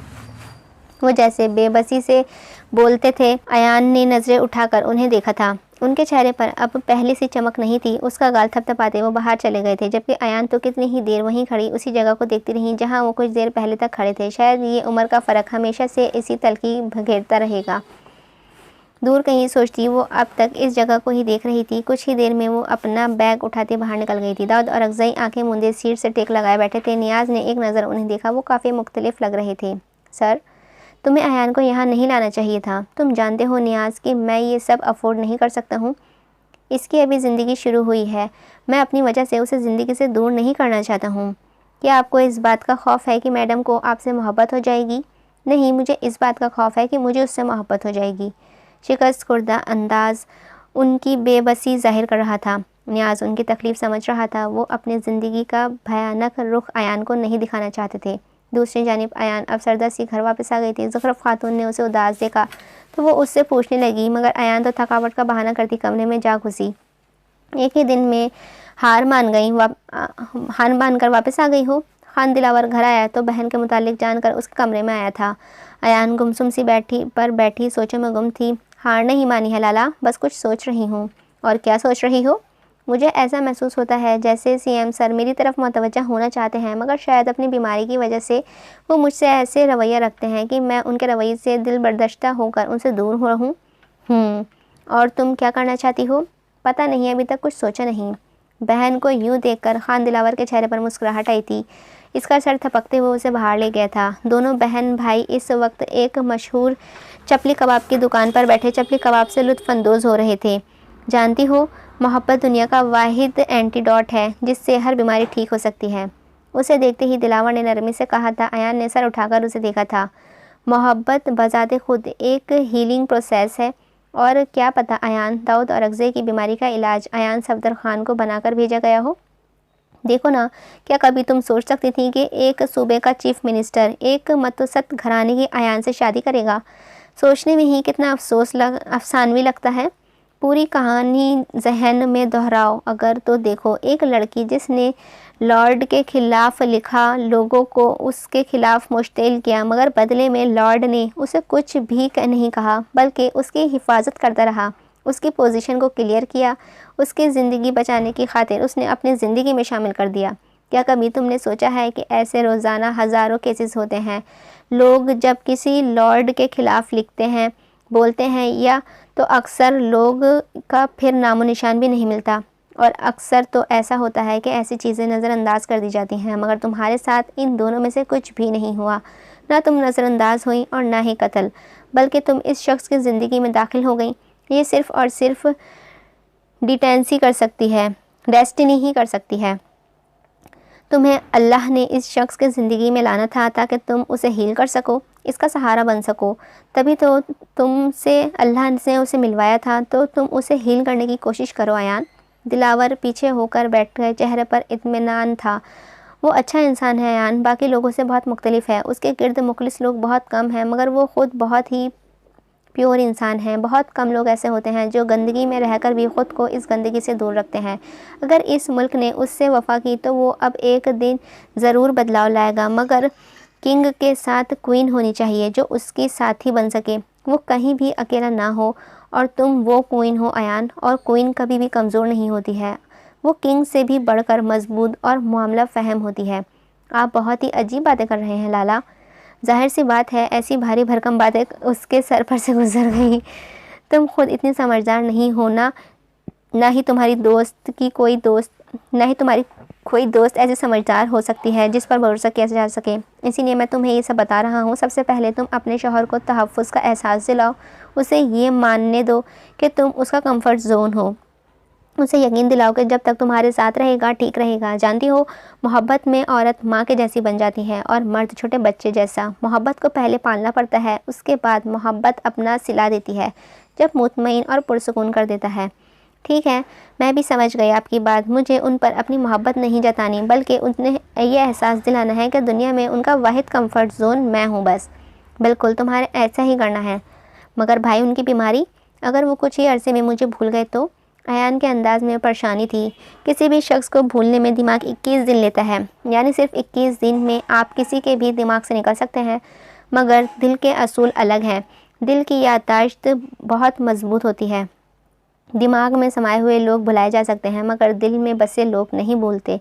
फिर चाहे 21 दिन हो या 21 साल, दिल की याददाश्त कभी कमज़ोर नहीं होती है। मगर तुम अगर इन्हें सिर्फ मोहब्बत का एहसास दिलवाओगी तो इनके दिमाग पर सवार रहोगी, लेकिन तुम उनकी फ़िक्र, मेहरबानी, एहसास, इज़्ज़त, सुकून और तहफ़्फ़ुज़ का एहसास दिलाओगी ना, तो हमेशा के लिए उनके दिल में महफूज हो जाओगी। वो चाहकर भी तुम्हें भुला नहीं पाएंगे। दिमाग अगर उनकी याददाश्त से तुम्हारा चेहरा मिटा देगा ना, तो दिल तब भी तुम्हारा लम्स याद रखेगा। अयान को लगा जैसे बहुत ही बड़ा बोझ उसके सर से हट गया हो। वो बिल्कुल पुरसुकून हो गई थी। मगर भाई, इसके लिए मुझे रुखसती करवानी चाहिए ना। अयान के बेबाक अंदाज पर दिलावर ने उसे घूरा था। तुम्हें जितना कहा है बस उतना करो, रुखसती का एक दिन वो खुद ही कहने आएंगे। दिलावर के कहने पर अयान अब के झिझकी थी, मगर अपनी खजालत छुपाते हुए वो आईब्रोज काकर गोया हुई। मेरे शौहर को मेरे घर की दहलीज का सवाली बनाना चाहते हैं? दिलावर उसके सवाल पर हंस पड़ा था। तुम वाकई ही बेवकूफ़ तरीन लड़की हो अयान। मुझे ये यकीन कर लेना चाहिए कि अगर कभी कहीं तुम फंस गई तो तुम्हारी किस्मत ही तुम्हें बचा सकती है। समझदारी के मामले में तो तुम इस चीज़ की उम्मीद ही नहीं की जा सकती। लाला, आप बेइज्जती कर रहे हैं मेरी। वो नाराज़ हुई थी। हाँ, मैं बेइज्जती ही कर रहा हूँ। तुम्हें तो क्वीन बनना है अयान, और क्वीन कभी भी अपने मयार से नीचे नहीं आती है। तुम बस इतना करो जितना तुमसे कहा जाए। तुम्हारे पास अकल नहीं है, इसका इस्तेमाल करने की कोशिश बेकार है। लाला, मुंह फैलाए उसने भाई को घूरा, मगर वो असर ना लेते हुए कंधे उचकाए खाने में मसरूफ़ हो चुका था। निखरी निखरी सुबह ने स्वाभाविक की बाशिंदों पर अच्छा असर डाला था। मीठी मीठी सर्दी और धूप की तमाज़त मौसम को अलग ही खिला बख्श रही थी। ऐसे में अपनी स्याह चादर को सर पर अच्छे से जमाती अयान सफदर खान सीएम हाउस में दाखिल हुई तो जो मुस्कुराती हुई अपने ही ध्यान में आगे बढ़ रही थी। कुत्तों के भौंकने पर ज़ोर से उछली थी। अपने दिल पर हाथ रखे उसने कुत्तों को घूरा था। दाऊद और अक्सई जो टेरिस पर खड़े सारा मंजर देख रहे थे, अयान की हरकत पर मुस्कुरा कर रह गए। शायद वो कुत्तों पर भी अपनी मालिकाना हुकूक वाज़ा करना चाह रही है। ये वो बेसाख्ता सोच थी जो अयान को देखते उनके जहन में उभरी थी। ठीक 10 मिनट बाद नियाज़ ने नाश्ता लगाने की इत्तला दी थी। वो जानते थे कि नियाज़ अयान के ही मुंतज़र था। अब उसके आने के बाद ही वो नाश्ता लगवा रहा था। सियाह पैंट कोट और सियाही शर्ट पहने वो नक्सक से तैयार सीढ़ियों से नीचे उतरे थे। उन्हें सियाह लिबास में देखकर अयान के दिल में अजीब सा एहसास हुआ था, जबकि नियाज़ ने मुस्कुराहट दबाई थी। क्या आपने डिसाइड किया था कि दोनों आज ट्विनिंग करेंगे? उसकी ज़बान में खुजली हुई थी जिसे दाऊद और अक्सई की घूरी ने मिटाया था। अयान जो यकटक उस पर नज़र जमाए हुए थे, उनके देखने पर खजल सी होती सर झुका गई। ये बस इत्तेफाक है, मुख्तसर जवाब देते हुए वो कुर्सी खींचकर बैठ चुके थे। बड़ा ही प्यारा इत्तेफाक है। अयान बेसाख्ता ही बड़बड़ाई थी। वो जो उन्हें नाश्ता सर्व करते बिल्कुल करीब खड़ी थी, उसकी बड़बड़ाहट उन्हें वाज़ा सुनाई थी। मगर वो चेहरे पर बेपरवाही भरे तासुरात सजाए नाश्ते में मसरूफ़ हुए। मगर दिल ही दिल में वो मुस्कुरा दिए थे कि इत्तेफाक यूं ही तो नहीं था। वो जानते थे कि अयान ने सियाह लिबास पहन रखा है।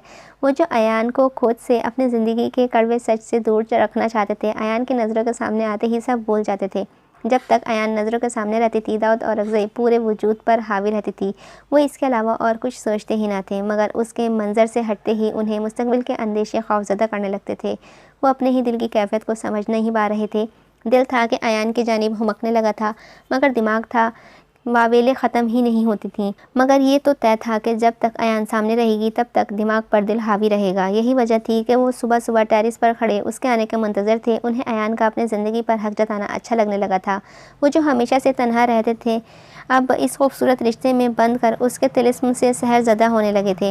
ये रिश्ता बहुत ही गैर महसूस तरीके से उनमें तब्दीली ला रहा था, जिसे वो फ़िलहाल नोट न कर पाए थे। मगर वो जो उन्हीं पर नज़रें जमाए बैठी रहती थी, बखूबी उन्हें ज़िंदगी की जानिब पलटता देख रही थी। दाऊद और अक्सई किसी मीटिंग में मसरूफ़ थे कि सीएम हाउस में आने वाली कॉल ने नियाज़ को चौंका दिया। हेलो जी चाचा। नियाज़ साहब, ये बीबी जो रोज़ इधर आती हैं, क्या ये इधर ही हुआ करेंगी अब? वो खासे नाराज़ मालूम होते थे। नियाज़ ज़रा परेशान हुआ। क्यों, क्या हुआ? सब खैरियत तो है ना? वो किचन में खड़ी साहब के लिए खाना बना रही हैं। लो भला बताओ, मैं ऐसे कैसे किसी पर भी एतबार करके साहब के लिए खाना बनाने दूँ? उनके अंदाज़ पर झंझलाहट थी, जबकि नियाज़ मुस्कुराने लगा। इन्हें बनाने दें चचा, और हाँ, ज़रा तहज़ीब से पेश आइएगा, वो बहुत ख़ास हैं। नियाज़ के लहजे में एहतराम था। किसके लिए ख़ास हैं? वो तफ्तीशी अंदाज में गोया हुए। सीएम सर के लिए। नियाज़ के बिलाखिर बता ही दिया था, जबकि चचा तो हैरत का शिकार हुए अयान को मशकूक नज़रों से घूर रहे थे। आखिर ख़ास क्यों थी वो उनके साहब के लिए? अयान मसरूर सी काबुली पुलाव बना रही थी। जब पहली बार दाऊद और अक्सई उसके घर आए थे, तब उन्होंने उसी के हाथ की पुलाव बहुत पसंद आया था। तभी वो आज पुलाव बनाने में मसरूफ़ थी। कुछ लोग आपकी ज़िंदगी का इनाम होते हैं। दूसरी जानिब मुस्कुराते हुए बंद दरवाजे को देखता वो सोच रहा था, अयान को सीएम हाउस लाने का फ़ैसला बिल्कुल सही था। दाऊद और अक्सई मीटिंग्स भुगतता बाहर निकला। उनके अंदाज से ही थकावट जाहिर होती थी। सर सीट की पुश्त से गिराए उन्होंने आंखें मूंद रखी थीं। अगला शेड्यूल क्या है? थकावट से भरपूर लहजे में उन्होंने सवाल किया। जवाबन न्याज ही आईपैड खोलकर सर झुका गया था। सर, आपने आज ऑफिस का चक्कर लगाना था, इसके अलावा? बस आज के लिए इतना ही। सही। कहते हुए वो बाहर की जानिब देखने लगे थे। सड़कें बारिश से भीगने लगी थीं। ठठरती हवाओं ने सवाबी का मौसम यकबस्ता कर दिया था। नियाज ने हाथ बढ़ाकर हीटर ऑन किया था। सिया चमचमाती गाड़ियों का काफिला आर के कंपनी के बाहर रुका था। गार्ड्स तेज़ी से बाहर निकलते मुस्तैदी से उनकी गाड़ी के अतराफ खड़े हुए थे। उनके बाद नियाज गाड़ी से निकला और सीएम सर के लिए दरवाज़ा बा किया था। अपना कोट ठीक करते वो बाहर निकले थे। मतवज़न चाल चलते दरवाजे से अंदर दाखिल हुए। उन्हें आज की कई एक काम निपटाने थे। आज का शेड्यूल खासा मसरूफ़ था। बदलते मौसम ने सवाबी में अंधेरे का राज कर दिया था। तेज़ी से चलती हवाओं को देखते नियाज की पूरी कोशिश थी कि वो वक्त पर घर पहुंच जाए, मगर दाऊद औरंगज़ेब के काम ज़्यादा थे। कुछ ही दिनों में फ़ॉरेन डेलीगेशन आना था। इससे पहले उन्हें अपने प्रोजेक्ट मुकम्मल करने थे। अपने ऑफिस में बैठे काम करते वो खासे मसरूफ़ नज़र आ रहे थे। यहाँ शीशे की दीवार से बाहर झाँकते तो नियाज के हाथों में मौजूद मोबाइल थरथराया था। लेडी बॉस कॉलिंग नाम जगमगाता देखा। नियाज ने वक्त देखा। शाम के 7 बज रहे थे। गहरी सांस भरते उसने फ़ोन कान से लगाया था। जी मैडम, वो मुझे पूछना था कि आप लोगों ने कब तक वापस आना है। वो शायद काम से फारिग हो चुकी थी। अभी तो कुछ पता नहीं, सीएम सर मसरूफ़ हैं। उसके जवाब पर वो मायूसी का शिकार हुई थी। मैं आपकी बात करवा देता हूँ। नियाज को उदास अच्छी नहीं लगी थी। तभी अगले ही पल दरवाज़ा खोलते वो अंदर की जानिब बढ़ा था। सर, वो मैडम की कॉल है। इनके सवालिया अंदाज में देखने पर जवाब देते फ़ोन उनकी जानिब बढ़ाया। उन्होंने फ़ोन उससे लेते हुए कान से लगाया। हैरत भी थी। पहले तो अयान काम के दौरान कॉल ना करती थी। जी कहिए अयान। वो मुकम्मल उसकी जानिब मुतवज्जह थे। अयान ने ज़रूरी अब कुछ भी नहीं रहा था। तभी तो वो स्क्रीन के जानिब से कुर्सी मोड़ चुके थे। मैं आपका इंतज़ार कर रही हूँ। उसकी नरम आवाज़ उनकी समाज से टकराई थी। दाऊद औरंगज़ेब कुछ लम्हे खामोश हुए थे। वो उनका टॉनिक थी, जिसकी आवाज़ से ही थकावट भूल गए थे। लबों पर अब मध्यम सी मुस्कान बिखरी थी। मुझे थोड़ा वक्त लग जाएगा, आप घर चली जाइए, मौसम ख़राब हो रहा है। मैं ड्राइवर को कहता हूँ, वो आपको घर छोड़ देगा। कहते साथ ही उन्होंने कॉल काट दी थी। वो साहिरा थी जो सहर ज़दा कर देती थी और इस वक्त दाऊद औरंगज़ेब मशहूर नहीं होना चाहते थे। उन्हें अभी बहुत से काम करने थे। बैल बजाते उन्होंने नियाज को बुलाया, जो अगले ही लम्हे बोतल के जिन की तरह आन वारिद हुआ था। चेहरे पर शरारती मुस्कान थी। उन्होंने फ़ोन उसके जानिब बढ़ाया। ड्राइवर को कहो अयान को घर छोड़ दे, नरमी से हुक्म देते नियाज ने हैरान नज़र से उन्हें देखा था। क्या उन्होंने अयान को इनकार कर दिया था, या फिर वो अनजान थे कि अयान उनका इंतज़ार कर रही है। कुछ कहे बगैर अस्बात में सर हिलाता बाहर की जानिब बढ़ गया। काम के दौरान अयान की कॉल्स मुझ तक मत लाया करो नियाज। इनकी आवाज़ मुझे हर चीज़ से गाफिल कर देती है। ये मेरे लिए और मेरे काम के लिए, दोनों के लिए ही बहुत ख़तरनाक है। वो बेबसी से गोया हुए नियाज सर हिलाता हुआ बाहर निकला था। उसे अयान के लिए बुरा लगा था। पलटकर उसने दाऊद औरंगज़ेब के चेहरे की जानिब देखा। वो दोबारा काम में मसरूफ़ हो गए थे। कुछ सोचते हुए दोबारा पलटकर उनकी जानिब आया। दूसरी जानिब अयान उनके बगैर कुछ सुने फ़ोन रखने पर हद दर्जा दिल बर्दाश्त हुई थी। शाम से वो किचन में मसरूफ़ थी, मगर दाऊद औरंगज़ेब ने उसकी बात सुननी भी गवारा नहीं की थी। वो मसरूफ़ होंगे अयान। खुद को दिलासा देते हुए उसने चादर ठीक की। आंसू बेवजह ही उसके गल पर लुढ़क रहे थे। गहरी सांस भरते हुए उसने खुद को रोने से बाज रखा था। चादर से उसका आधा चेहरा ढक रहा था। गाड़ी में खिड़की के साथ लगी कर बैठी वो मुसलसल आंसू बहा रही थी। दिल इस कदर दुखा था कि आंसू के रुकने का नाम ही नहीं ले रहे थे। बाहर बारिश ज़ोरों शोरों से जारी थी और अंदर अयान आंसू बहाते अपने गाल भिगो रही थी। यकायक गाड़ी झटके से रुकी थी। वो जो अपने मुकम्मल ध्यान में अपनी सोचों में लगाए हुई थी, गाड़ी के रुकने पर चौंकी थी। नज़र उठाकर देखा तो सामने गाड़ियाँ हेडलाइट्स ऑन किए रास्ता रोके खड़ी थीं। वो हैरान हुई थी। जल्दी से अपने आंसू पोंछे और बाहर देखने की कोशिश कर रही थी कि उसकी तरफ का दरवाज़ा खुला। अयान बिदक कर पीछे हुई थी। इसके बिल्कुल सामने दाऊद औरंगज़ेब खड़े हुए थे। वो जितना हैरान होती कम था। बेयकीनी की कैफियत में वो बाहर निकली थी। गार्ड्स गाड़ियों के करीब रुख मोड़े चौकस खड़े थे। वो दाऊद औरंगज़ेब के गार्ड्स थे। जान दे देते, मगर दाऊद औरंगज़ेब की मर्ज़ी के खिलाफ पलट कर ना देखते। बारिश अयान की चादर भिगोने लगी थी। दाऊद औरंगज़ेब ने फ़ौरन ही छतरी उसके ऊपर की थी। वो दोनों एक ही छतरी के तले खड़े एक दूसरे को देख रहे थे। आप यहाँ पर? मुसलसल रोने से उसकी आवाज़ भारी हो रही थी। सर्दी में भीगी तो बीमार पड़ जाएंगी। उसके चेहरे पर हाथ जमाते वो मुतफक्किर नज़र आ रहा था। अयान सुर्ख होते सामने देखने लगी थी। उनके सभी गार्ड्स रुख मोड़े खड़े थे। अयान को अजीब सा एहसास हुआ था। आप भी तो बीमार हो सकते हैं, फिर इतनी बारिश में आने की क्या ज़रूरत थी? और ये रास्ता तो सीएम हाउस के रास्ते में नहीं आता। वो यहाँ वहाँ देखती बोल रही थी। उनकी आंखों में देखकर बोलना मुश्किल था। उन्होंने उसके गाल पर हाथ रखा था। अयान साकत हुई थी। उसके लिए तो गर्दिश इस दौरान थम गई थी। इसकी रोई रोई आंखें देखते उन्होंने खुद पर 1000 बार मलामत की थी। गहरी सांस भरते वो गोया हुए, खुद पर इतना जुल्म अयान, वो दुख से कह रहे थे। उसके गाल पर अंगूठे की हरकत साफ जाहिर करती थी कि वो लाशऊरी तौर पर उसके आंसू मिटाना चाहते थे। अयान ने सर झुका लिया था। उनका लम्स उससे ज़्यादा सह नहीं सकती थी। इसके गाल गुलाबी हो रहे थे। उन्होंने एक लम्हे का तौक़ुफ़ किया था, फिर उसे झुककर सर से चादर को आंखें खींची थी। अयान के दिल की धड़कनें इस कानों में सुनाई देने लगी थी। वो उसके लिए अपनी गाड़ी की जानिब बढ़े थे। नियाज़ ने उन्हें आता देखकर फ़ौरन ही गाड़ी का पिछला दरवाज़ा खोला था। अयान के बिठाने के बाद वो घूमकर दूसरी जानिब आए थे। छतरी नियाज़ को थमाते वो अंदर बैठे। अयान ने चोर नज़रों से उनके जानिब तका। वो जिनकी गाड़ी का दरवाज़ा खोलने के लिए गार्ड्स चकाचौंध खड़े रहते थे, आज वो बरसती बारिश में उसके लिए छतरी थामे खड़े थे। अयान को ऐसा महसूस हो रहा था जैसे किसी सल्तनत का ताज उसके सर पर रख दिया हो। नहीं, बल्कि इतनी खुशी थी कि शायद ही उसे तब भी महसूस ना होती जितनी दाऊद औरकज़ई के पहलू में बैठने से हो रही थी। वो सर झुकाए मुझसे हथेलियाँ मसल रही थी। नियाज़ ने गाड़ी ड्राइवर को चलाने ना दी थी। वो खुद ड्राइव कर रहा था, जबकि दाऊद औरकज़ई अपने सरदर्द को नज़रअंदाज किए उसके हाथों की हरकत को देख रहे थे। तस्वीर में कुछ देर पहले का मंजर वाज़ह हुआ था। सर, हमें चलना चाहिए। नियाज़ जाते जाते पलटा था। उसने ड्राइवर को कॉल ना की थी। नियाज़ के पलटने पर वो हैरान हुए थे। दोपहर में जब आप मीटिंग में थे तो रशीद चाचा ने मुझे कॉल की थी। वो कह रहे थे कि अयान मैडम खाना बना रही हैं आपके लिए। उसकी आंखों में मन्नत थी। दाऊद औरकज़ई को अब अंदाज़ा हुआ था कि वो अयान को अनजाने में कितना हर्ट कर चुके थे। वो फ़ौरन ही अपनी जगह से उठ खड़े हुए थे। नियाज़ अजलत में उनकी चीज़ें समेट रहा था। तुमने मुझे पहले क्यों नहीं बताया नियाज़? उनके लहजे में फ़िक्र थी। उनका बस न चल रहा था कि वो उठकर घर पहुंच जाएं। पता नहीं ये कैसा एहसास था, मगर वो अयान को हरगिज़ भी हर्ट न करना चाहते थे। सर में टीसें उठने लगी थी, मगर वो नज़रअंदाज किए बस अयान का उदास चेहरा तस्वुर कर रहे थे। वो गाड़ी में बैठकर निकले ही थे कि नियाज़ ने घर के फ़ोन पर कॉल मिलाई। हेलो, रशीद चाचा की आवाज़ उभरी थी।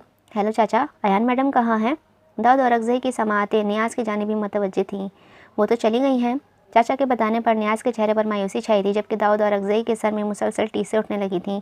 वो उनके घर से नाराज़ होकर गई थी। वो कैसे इंसान थे जो हर बार उसे रुला देते थे।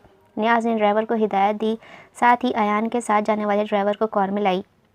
कुछ ही देर में उनकी गाड़ियाँ अयान की गाड़ी का रास्ता रोके खड़ी थीं। नियाज़ ने सुकून की सांस ली थी।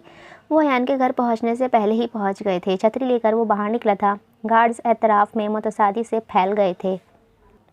नियाज़ ने छतरी आगे करते हुए दाऊद औरकज़ई के लिए गाड़ी का दरवाज़ा खोला। उन्होंने उसे मना करते हुए छतरी ले ली थी। अयान की गाड़ी की जानिब बढ़ते उन्होंने पिछला दरवाज़ा खोला, जहां अयान हैरत ज़दा सी उन्हें ही देख रही थी। पूरा रास्ता वो कुछ भी नहीं बोले थे, ना ही अयान ने झुका हुआ सर उठाया था। उसकी चादर कुछ भीग गई थी, जबकि हथेलियाँ सुर्ख हो रही थी। दाऊद औरकज़ई ने आज नोटिस किया था, उसके हाथ बहुत ही नाजुक से थे। गाड़ी से सीएम हाउस की दाखिल हुई।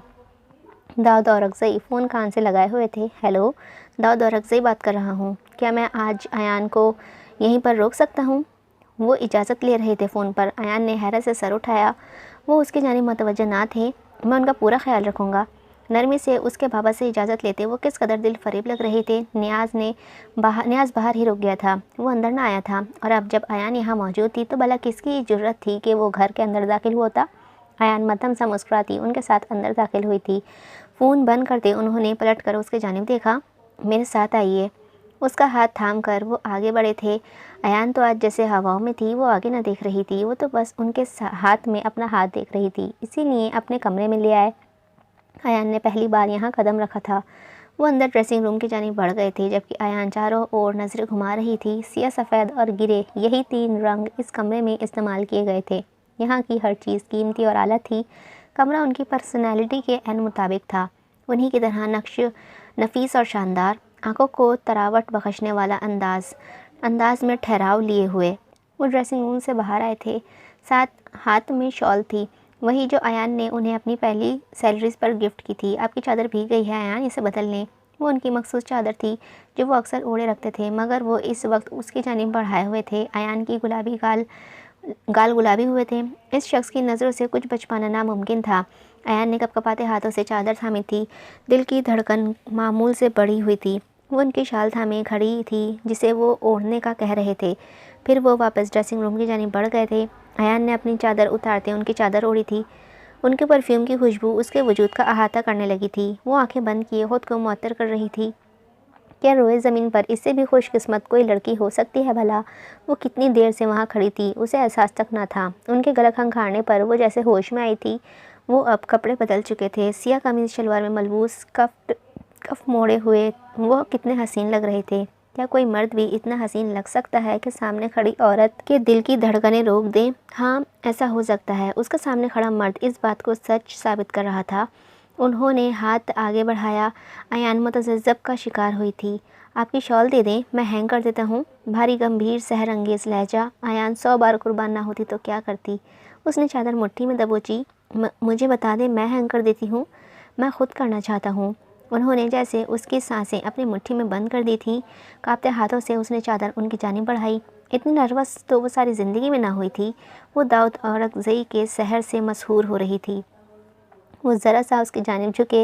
इतनी खूबसूरत लगेंगी तो मेरे लिए बहुत मुश्किल हो जाएगी अयान। उसके गाल पर नरमी से हाथ रखे वो सहर फूंक रहे थे। अयान ने सर न उठाया था। गाल मज़ीद दहकने लगे थे। दाऊद औरकज़ई को उसके चेहरे पर नज़रें हटाना मुश्किल लगा था, मगर फिर वो खुद पर ज़ब्त करते उन्होंने आदतन अयान का sir थपका।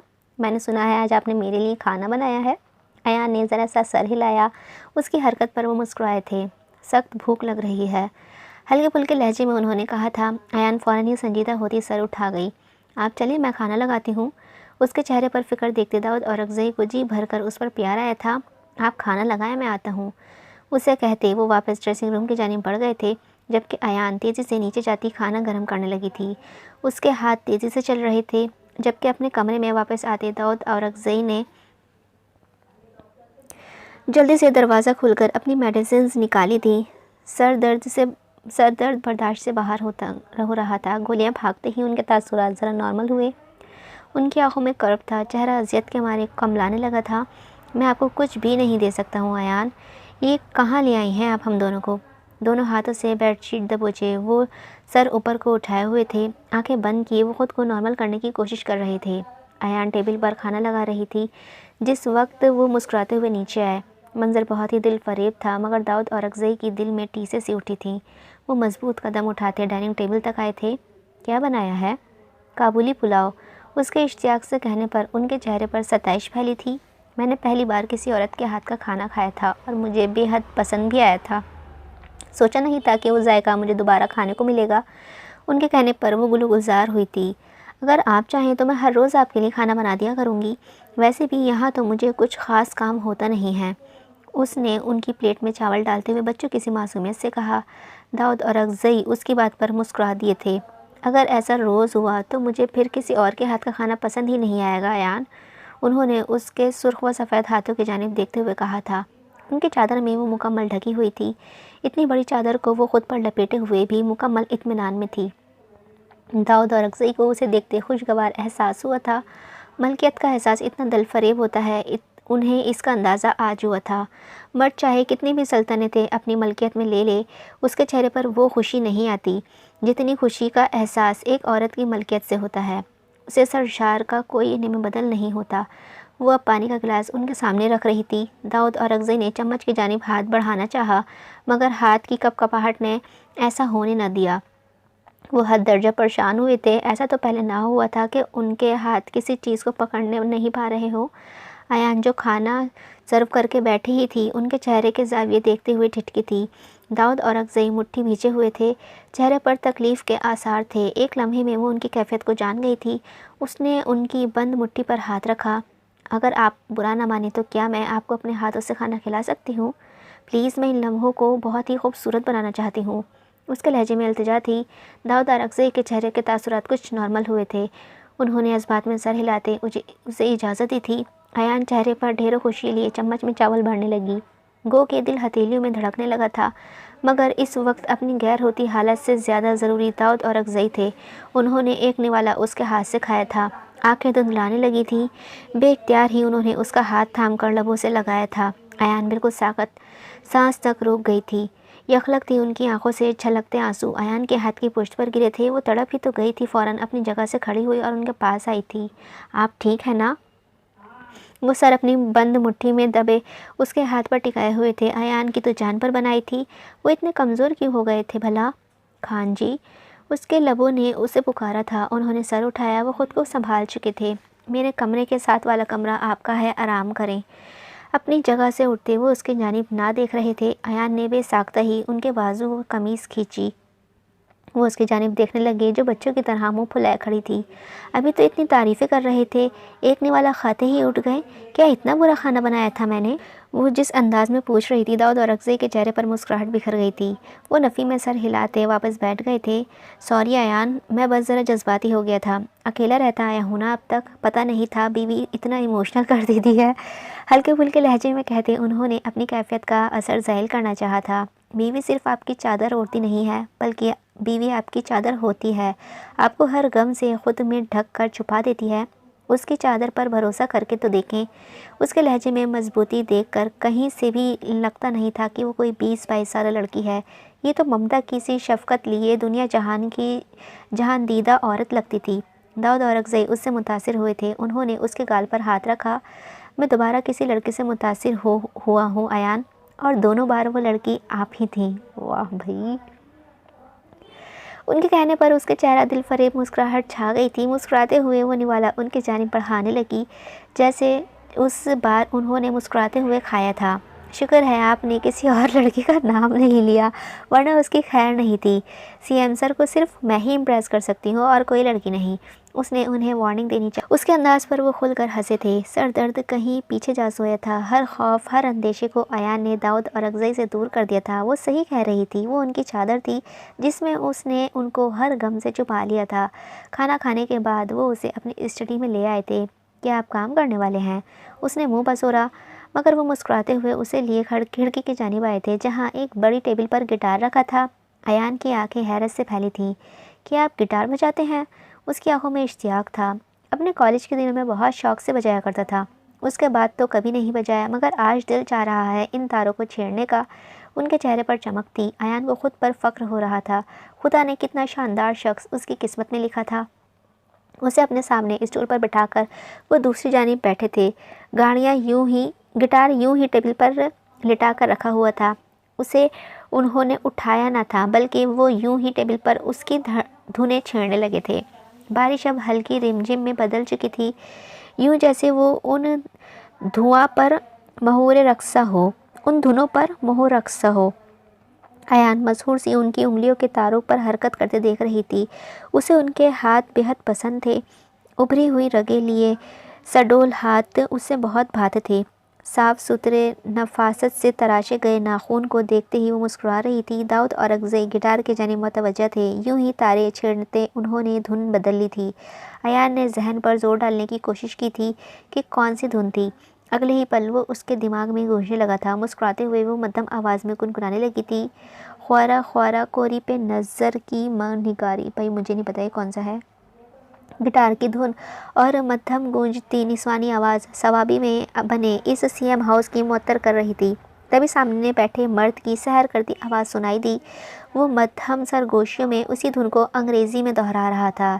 Looking at me so sweetly folding into her eyes yearning for life I have spread my lap sweetheart। Dawood और अगज़ई को अयान को देखते धीमी आवाज़ में गुनगुना रहे थे। अयान को अंदाज़ा नहीं था कि वो पश्तून धुन पर अंग्रेज़ी मुकामले गुनगुनाते हैं। वो हैरान चेहरा लिए बैठी उन्हें तक रही थी और वो उसके तासुरात इंजॉय करते दोहरा रहे थे। बाहर होती रिमझिम मुस्कुराती हुई मोहब्बत का ये रूप देख रही थी। मध्यम रोशनियों में जगमगाते स्टडी रूम और हल्की बौछार में भीगता हुआ सवाबी दोनों ही इस मोहब्बत के अमर होने की ख्वाहिशमंद नज़र आते थे। आपकी आवाज़ सहर करती है। वो ख़त्म करके खामोश हुए तो अयान जज्ब के आलम में बोली। आंखें बंद किए बैठी वो मसहूर नज़र आती थी। दाऊद और अगज़ई ने मुस्कुराते हुए उसके चेहरे को देखा। आपकी मौजूदगी का एहसास ज़हर करता है। अयान ने फट से आंखें खोली। दाऊद और अक्सई उसकी जानिब ना देख रहे थे। उसे लगा शायद उसकी समाअत को धोखा हुआ है, तभी वो कुछ बोली ना थी। दोनों के दरमियान मायने खींची सी खामोशी छाई थी। तभी अयान को कुछ याद आया था। मैं आपके सर में मसाज करूँ क्या? वो जितना हैरान होते कम था। ये लड़की एकदम ही कैसे बदलती थी, उन्हें समझ ही नहीं आता था। वो नफ़ी में सर हिलाने लगे। बिल्कुल नहीं, मैंने आज तक ये सब नहीं करवाया और ना ही मैं करवाने वाला हूँ। आपसे तो बिल्कुल भी नहीं। उनके साफ इनकार पर वो मायूस हो गई और सर झुका गई। बाबा अक्सर मुझसे मसाज करवाते हैं। उनका कहना है कि अयान के हाथों में हाथ शिफा वाले हैं। वो तासुब से अपने हाथों को देख रही थी। दाऊद और अक्सई बेबसी से उसे देखे गया। ये लड़की उन्हें हद दर्जा बेबस कर देती है। उसके चेहरे पर दुख देखना उन्हें सबसे मुश्किल लगता था। तभी वो कदम कदम चलते उसके करीब आ खड़े हुए। मुझे अपने लम्स का आदी मत बनाइए अयान। मैं जुनूनी इंसान हूँ। अगर मैं इसका आदी हो गया तो मैं इस लम्स को महसूस करने के लिए किसी भी हद से गुजर जाऊँगा। मैंने अपना जुनून अपने मुल्क के लिए वक्फ कर रखा है। आप इस जुनून का मरकज़ मत बने, वरना आप सह नहीं पाएंगी। वो बहुत ही नर्म लहजे में उसे समझा रहे थे। अयान ने अपना सर उठाया। उसकी आंखों में नमी चमक रही थी। दाऊद और अक्सई को लग रहा था कि अगर ये आंखें छलक पड़ी तो वो खुद को कभी माफ़ नहीं कर सकेंगे। उसके सर पर हाथ रखते वो बेबसी से गोया हुए, मैंने इतना ज़िद्दी इंसान आज तक नहीं देखा अयान, आइए मेरे साथ। उसे कहते वो बाहर निकल गए थे, जबकि अयान मुस्कुराहट दबाती उनके पीछे चलती थी। वो उसके लम्स का आदी ना होना चाहते थे, मगर अयान तो ऐसा ही करना चाहती थी। वो उनकी याददाश्त में नहीं, उनके वजूद में रहना चाहती थी, ताकि वो उसे भूल कर भी भुला ना सकें। ये अयान के इलाज का तरीका था। और फिर उसने खुद ही तो बताया था कि खान सफदर उसके हाथों को शिफा वाले हाथ कहते थे। चलिए आगे का नावल मैं नेक्स्ट पार्ट में रीड करूँगी। उम्मीद है आप सभी को ये स्टोरी अच्छी लग रही होगी। अगर अच्छी लग रही हो तो लाइक कीजिएगा, चैनल पर नए हैं तो चैनल को सब्सक्राइब कीजिएगा, बेल आइकन भी प्रेस कीजिएगा और अपना रिव्यू कमेंट में दीजिएगा। देखते हैं आगे क्या होता है। वैसे मेरी तो रीड की हुई है, बट आप लोगों को मैं स्पॉइलर नहीं दे सकती क्योंकि फिर क्रेज़ ख़त्म हो जाता है। मुझे अपनी दुआ में याद रखिएगा, अपना ख्याल रखिएगा। अल्लाह हाफ़िज़।